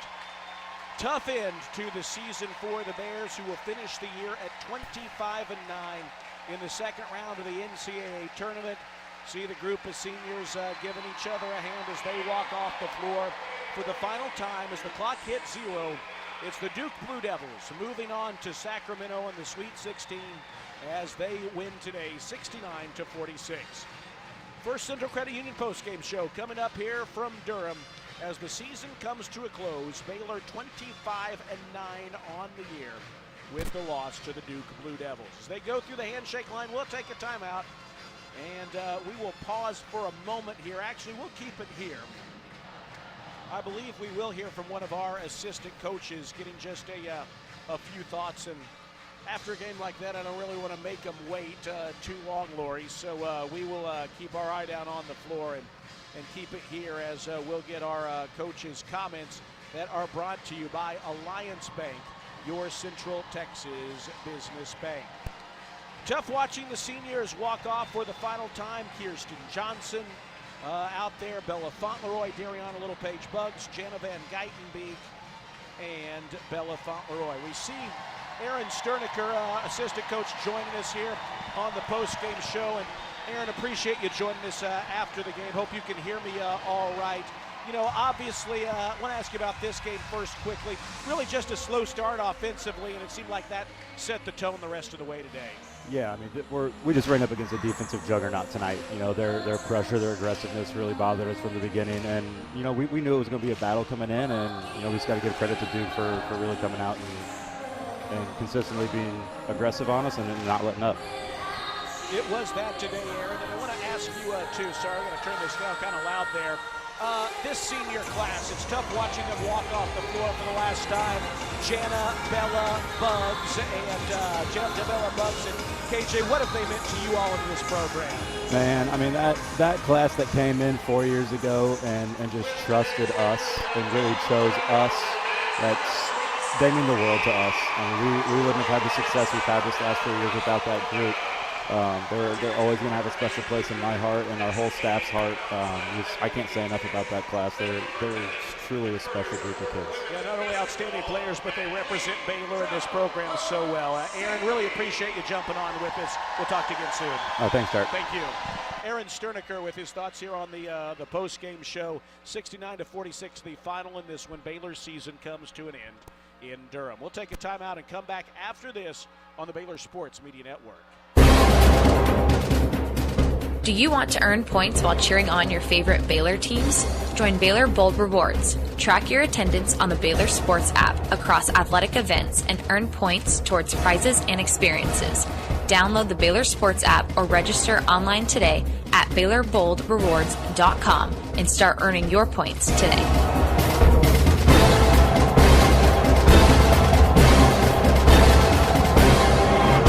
Hi, I'm Jim Turner at Jim Turner Chevrolet in McGregor. As we celebrate our 10th year anniversary, I want to say thank you to all of our customers. Our dealership is more than a business to me. That's why when you come see us for a reliable new Chevy or award-winning service, we treat you like family.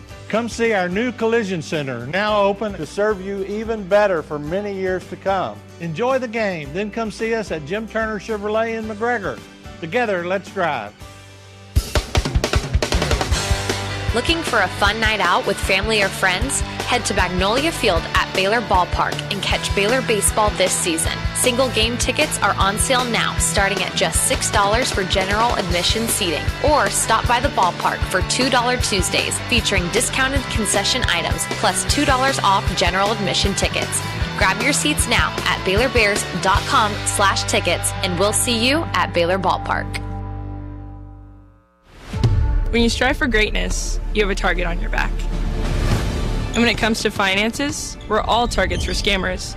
With the right game plan, you can protect yourself. Don't get faked by fraud. Here's a tip. Never deposit someone else's money into your bank account. Scammers will send you money or overpay you and then ask you to refund a portion of the money back to them. This is a scam. This message is brought to you by Central National Bank. This has been live coverage of Baylor women's basketball.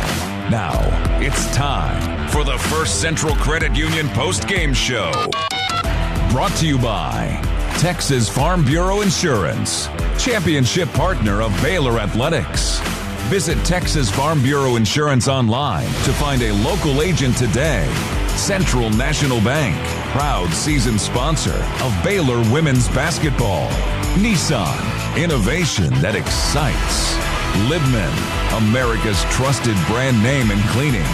Premier ER and Urgent Care. Feel better now. Stay tuned as we break down the game. Listen to highlights, talk with Coach Colin, players, and more. All coming up on the Baylor Sports Media Network.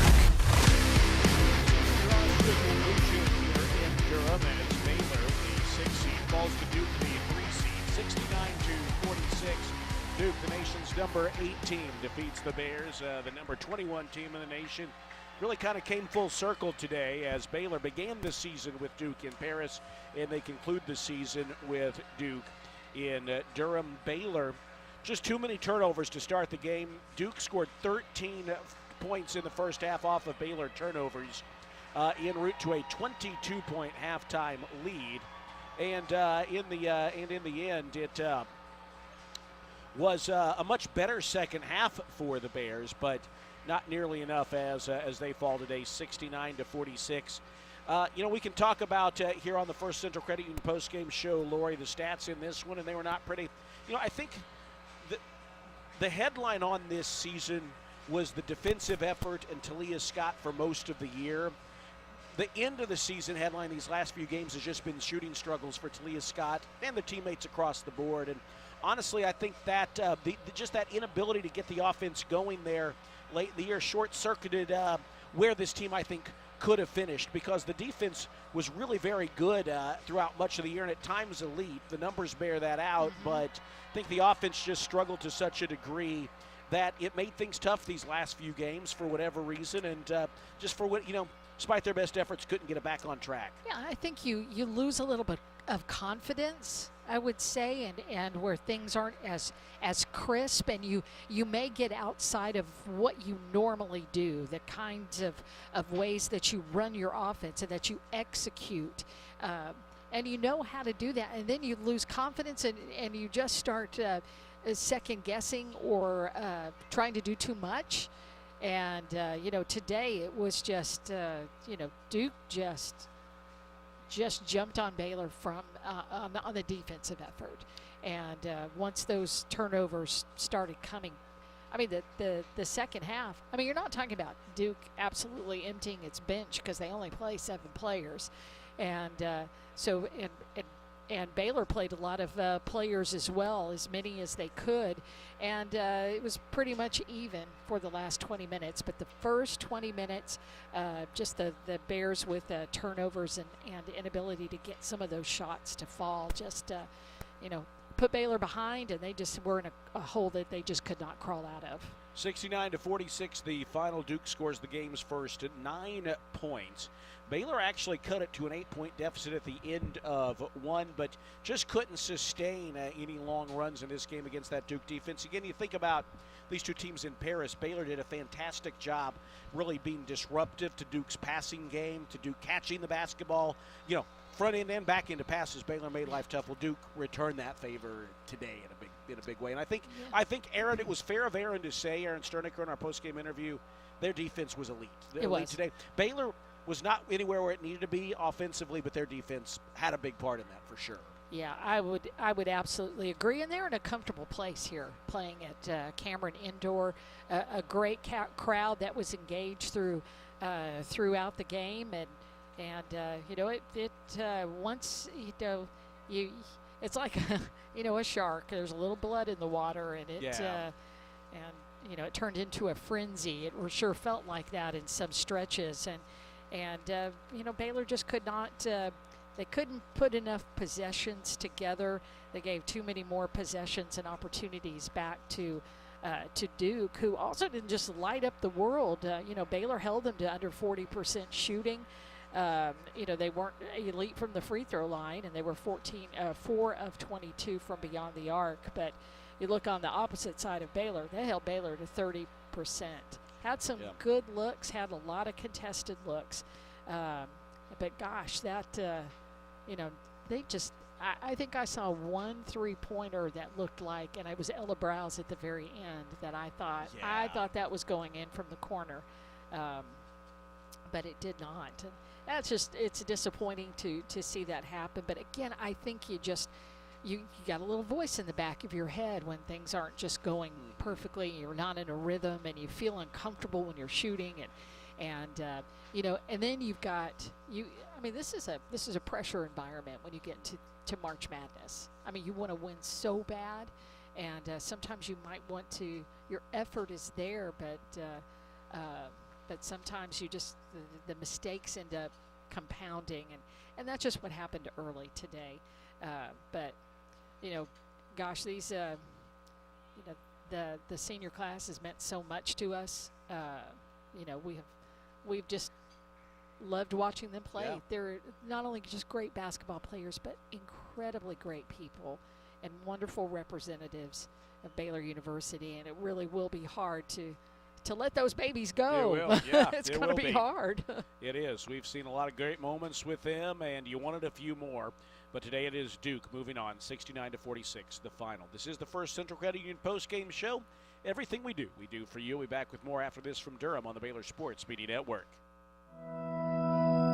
Bluebonnet Health Services has been caring for Central. Or how about we just run a break before the close? The most interaction with patients. Do you need the extra time here? Care and integrity. They provide attention. It's just, I think it'll sound better if we don't do 6 commercials. Provide or 8. Care, supportive care, and hospice. Remember, it's your health, your choice. Ask your yes services. When you strive for greatness, you have a target on your back. And when it comes to finances, we're all targets for scammers. With the right game plan, you can protect yourself. Don't get faked by fraud. Here's a tip. Don't click on links in emails and text messages. Scammers send emails and texts that look real, saying there's a problem with your account or your order. Don't click. Don't do it. Ever. Instead, go directly to the company's website and log in there. This message is brought to you by Central National Bank. Have you been to the new location of Green Eye Associates yet? You'll still receive the same award-winning service and excellent care from Dr. Green and her dedicated optometrists and staff. But now conveniently located in Woodway right off of Highway 84. Come see the expanded optical showroom and be sure to ask about innovative services like IPL treatments for dry eye symptoms and the brand new sports vision technology. Green Eye Associates, the official optometrist of Baylor Athletics. Serving Texas since 2007, Magnolia Realty is a full-service brokerage led by expert industry knowledge and a commitment to community. With kindness and integrity at the forefront, every agent is equipped to help you navigate the market and make the real estate journey your own. Whether buying or selling, feel supported with an award-winning agent at your side from first offer to contract and close. Magnolia Realty serves cities including Waco, Dallas, Fort Worth, Austin, San Antonio, Temple. Learn more at magnoliarealty.com. You're listening to Baylor Women's Basketball on the Baylor Sports Media Network. Back here in Durham, where the Blue Devils move on to the Sweet 16, a 69-46 win over the Bears as we welcome you back in to the First Central Credit Union postgame show, final one of the season. Everything we do for you. It was Duke who Baylor defeated at the beginning of the year in Paris, getting the win in a big way today. We've already gone through some of the team stats in this one. Let's quickly give you individual stats. First, for the Blue Devils, they have 4 in double figures, led by Delaney Thomas. Very efficient night for Thomas, 17 points on 6 of 7 shooting, 5 of 5 from the line, 7 rebounds. 15 points for Toby Fournier. Baylor did a good job on her, though. 4 of 11 shooting, 6 of 10 from the line. Got her to foul out, and Baylor did a good job on her, but obviously not enough today. After that, 12 points for Ashlyn Jackson on 5 of 16 shooting. She finishes with 4 assists. Ariana Robertson, a double-double, 10 points, 10 rebounds on 5 of 11 shooting. Taina Mayer, the point guard, had nearly a triple-double, not far off anyway, 9 points, 7 rebounds, and 8 assists. 6 points for Riley Nelson. Jordan Wood and Anna Weekstrom played, but did not score. For the Bears, 1 in double figures, led by Talia Scott. Scott continued to struggle with her shot, as she did at the conclusion of this year. 13 points on 3 of 7 shooting. She was 7 of 7 from the free throw line, though, and you're talking about an elite 90% free throw shooter over the course of this season. After that, it was 8 points apiece for Kayla Nelms and Kyla Abraham. Both bright spots today for the Bears. Nelms with career highs in points and rebounds in a tournament game. Not a career highs overall, but career highs in the postseason. Nelms with 8 points and 2 rebounds. They were bright spots, as we said, for Baylor. After that, for the Bears, 7 points for Dariana Littlepage Buggs and 9 rebounds. She'll finish her Baylor career 4th all-time in rebounding. Bella Fauntleroy, 5 points on 2 of 4 shooting, 4 rebounds in her final game. Jana Van Geitenbeek concludes her career with 3 points in the start for the Bears. Kirsten Johnson, 2 points for Baylor, 3 rebounds as well. It all adds up to a 69-46 win today for Duke. We'll take our final time. We'll take a timeout and then come back with our final thoughts here on the 2025-26 season when we come back to Cameron Indoor Stadium after this on the Baylor Sports Media Network. Hey Baylor fans, Baylor softball season is currently underway. Come be a part of the action. Yeah, I'll just run it right into the close. Long with single game tickets. With general admission tickets starting at just $8, there's no better way to enjoy elite college softball. And if you're coming with friends or family, group tickets are available for $5 each. Get your Baylor softball single game tickets now at BaylorBears.com/tickets. Everything we do for you. Slam dunk benefits at First Central Credit Union. Tip off with free checking that pays cash, less fees, great rates, quick local loans, easy online applications, a free mobile app, secure remote control cards, 24/7 deposits, and more services at our ATMs, and a free new member t-shirt. Join today at firstcentralcu.com. We're your team. Everything we do for you. Eligibility and application requirements apply. Member NCUA. Hi, I'm Jim Turner at Jim Turner Chevrolet in McGregor. As we celebrate our 10th year anniversary, I want to say thank you to all of our customers. Our dealership is more than a business to me. That's why when you come see us for a reliable new Chevy or award-winning service, we treat you like family. Come see our new collision center, now open to serve you even better for many years to come. Enjoy the game, then come see us at Jim Turner Chevrolet in McGregor. Together, let's drive. Hellberg Barbecue is a family-owned business started here in Waco, Texas, and proud to serve the local area. They love to cater all kinds of events, big and small. Serving Baylor and its families is one of their favorite things, and they even ship barbecue nationwide.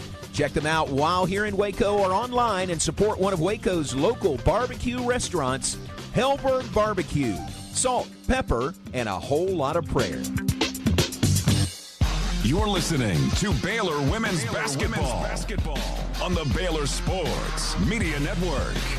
Go back with you for the final time here on the 2025-26 season. It draws to conclusion for the Bears today as the host Duke Blue Devils get off to a strong start, smothering the Bears defensively en route to a 69-46 win. You know, Lori, anytime the season comes to a close, it always feels too early, and you always think of the seniors, this senior class who have been really cornerstones the last few years. As we mentioned, Dariana Little-Page Buggs averaged a double-double each of her last 2 years of her collegiate career. She's going to finish 4th all-time in rebounds in this Baylor program, behind Susie Snyder-Eppers, Sophia Young-Malcolm, and Brittany Griner. That's a great group. You've got Jana Van Geitenbeek, who's going to finish top 12 of the nation this year in assists after coming off of a torn ACL. You've got Bella Fauntleroy, just a total defensive stalwart over the years, and then Kirsten Johnson, just 1 year with the program, but she provided interior defense that the team needed. She was a great addition to the locker room in the program, and all of them. I mean, it's kind of a cliche, but when we talk about what great people they are, but they maybe I shouldn't say it's a cliche, but we can talk about it. We almost say it so much that you don't want it to lose its impact, but they are tremendous people who represent the program so well. Great families who are going to miss at basketball games, and they're going to be successful in whatever they do. And I think there's basketball to be played for most, if not all of them, at other levels, WNBA or overseas. But they're the kinds of people that whatever they do, they're going to be successful, and they've made a really positive contribution to Baylor athletics and Baylor women's basketball. You know, you do talk about them being tremendous people, but I'll tell you this. I mean, anytime that you see them anywhere, anytime, they are the ones who speak first to you. Yeah, it's they like are. Bella comes over and just says hello. Janice, just happy to see everybody, and I've loved the addition of KJ, who just fit in just like she's been here for her entire career, an opportunity to play. And she was in the starting lineup for this entire year, just inserted herself there and just inserted herself into the program that we will always just love and cherish, KJ. And then there's Dariana Little-Page Buggs. I mean, Buggs will just have this place in my heart. Number 5, who was just, she came in as a freshman at McDonald's All-American, and she's grown so much, but she was just inserted, right? When you've watched her from the very beginning, right away, from this vantage point, and she just learned how to play the game here.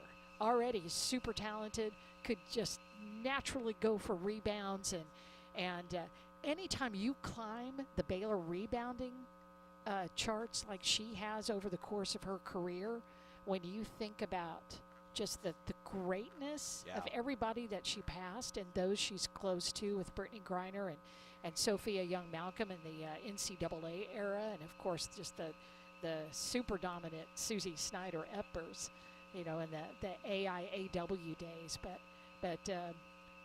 we will miss Bugs, who just was she and Bella both just a major part of the program for those 4 years. Absolutely, yeah. I know we all have a tremendous amount of affection for them and their families. Yes. Just who they are, what they bring, and we'll look forward to watching them be successful in whatever they do next. But it's going to be sad not getting to call them as a part of this Baylor program, at least on the floor next year. They'll always be a part of the Baylor program, but just not on the floor. Also, as you look ahead here, Lori, I think you look this year, something is going to short circuit everyone's season but one team in some form or fashion in the end. And for Baylor this year, it was just an offensive slump that I think kind of kept them from being quite what they could be. I think you look, whether it was a chance to win a share of the Big 12 title in Fort Worth, just to win some big games, that struggle to get things going offensively is something that I know the staff will work on this year. I think you look forward again. In this day and age, you never know who's going to be back and who's not, but I think you see what Kyla Abraham and Kaylin Elms did today. That's a positive for you. You need each of them to keep taking steps forward. I think Ella Brow, I don't know what her role would be next year, but I think she showed she could have a bigger one for this team. I think Inez Goryanova is going to have a bigger role. She's a player who I think we would have seen get to play a lot in the non-conference this year, but she had some setbacks injury-wise. And then Markayla Johnson, we didn't get to see this postseason. I don't know how long that ACL is going to keep her out. I mean, my guess is, by the fact that this injury happened in March, it's not going to be right at the beginning of the year. I don't know how long that'll go. You see different lengths for different players, but she's someone who's got a great future with the program whenever she comes back stronger, as we anticipate her doing. And then I think this staff has shown there's a great ability to bring in good players in the transfer portal. I mean, you want to see Talia Scott take that next step forward for this program. I think she wants to be a dominant player. She was the big transfer portal addition this year, and she really lived up to it. Yu-Ting Dunn showed flashes. Can those Auburn transfers, take another step forward for the Bears? And know the staff's going to bring in some reinforcements for them. Yeah, you look at these players and the talent that remains, and then other pieces that are coming in. I think about Inez, the fact that she had to, you didn't get a summer to ramp up to get ready for a season after an injury. She just had to come in and start, right at 0 to 100. You just got to go straight at 100.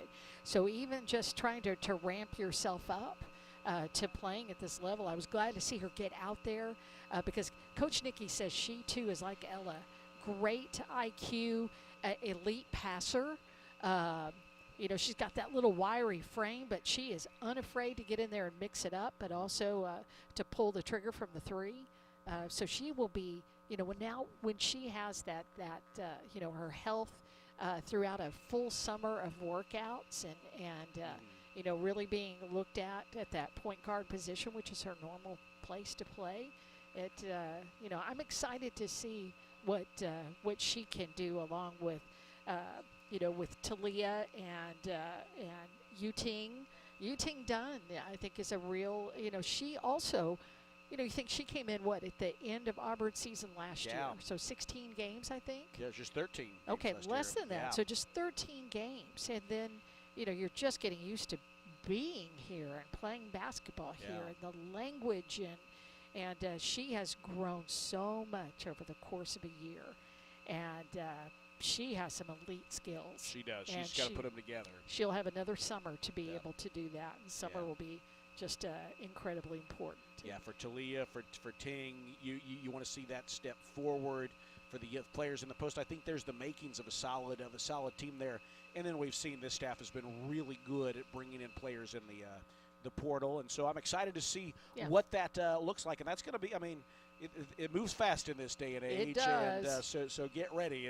We're going to see some of that. But I think that's been a strength of this team of this coaching staff is finding players who want to be who are great fits for this program in the portal and then helping them grow and develop. And we're going to look forward to that. But the off season is here, and Lori, it always comes too soon, but I got to say it's been a pleasure again to have another season with you. No one has been a part of all the big moments more than you with this program. To call another season alongside you is meaningful, very meaningful. Colin Pirtle, our communications director for Baylor women's basketball. He's a great friend and a big asset to us, to the program completely, not just us, but everyone in the program. And certainly all the people behind the scenes who don't always get the shout-outs, the grad assistants, the managers, and this coaching staff. Coach Nikki on down are just tremendous to work with. And I'm going to miss not being with them every day. That's what's fun. But we got to say thanks to all of them for making our job so much fun. Yeah, they are, gosh, we talk about tremendous people, but, they just are. The coaching staff, the support staff, all the GAs and the managers. I mean, just, darn it, they will not let me carry a bag. They won't. They won't let they me will go not. get a bag, and, and they do it just out of the goodness of their hearts, too. They are so proud of the work that they do with women's basketball, and it wouldn't run without them. And Derek, it's just been a pleasure being with you again. We always have so much fun. We started this season with this whirlwind 24 hours in Paris. I don't know if I could ever survive that again, but we took in as much Paris as we could, and we started off the season with that great win. We did. And just so much fun with this program. We wish we could just continue on, but we also know we've been a part of times where the games it does come to an abrupt end. When it's over, it's just over, and it's hard to even think about. But I'm proud of this team. I'm proud of this program, and with Coach Nikki, it is in great hands. And I just hope everybody is ready for next season and get your season tickets. Let's fill up Foster Pavilion. It makes such a difference. I mean, Duke had a great crowd here, and I think they just led their team along, and we need to do the same thing at Baylor. We're an elite program at an elite university, and let's support women's basketball. Yeah, and we've had elite crowd support before. Absolutely. Didn't get there again. See Coach Nikki walking across here for her media responsibilities. We certainly appreciate her and are excited to see what's ahead. Again, it can be easy to focus on the negative at the end of the year, and it was not a good day today, but this team finishes 25-9, had a chance at a Big 12 title last game of the year despite some struggles, and excited to see how this staff builds things moving forward. Also want to say as we close, thanks to everyone involved with Baylor Bear Sports Properties, Fly, and Waco, Luke, and Robert, and the team there for doing a lot behind the scenes to make it easy for us. And the voice of the Bears, John Morris, and our courtside engineer, Bob Baker, who's not with us today. They do so much behind the scenes. John not only is the voice of the Bears, but someone who looks out for everyone involved with the broadcasts. And, John, we appreciate you. Bob is, we wish Bob could have been up in the crow's nest with us here at Cameron Indoor Stadium. Bob, we miss you here this weekend, but we'll see you back in Waco soon. Well, that'll wrap things up here for the 2025-26 season. And as we close, we want to say thanks to all of you for listening. We couldn't do what we do without you, and we appreciate those of you who tune in week and week out for the games and make it so much fun to bring them to you. That's going to wrap things up here. We want to say thanks as well to Van Goodall, our producer. Speaking for him and Lori Fogelman, I'm Derek Smith. Appreciate you being with us. We'll talk to you again on the women's basketball side in November. For now, we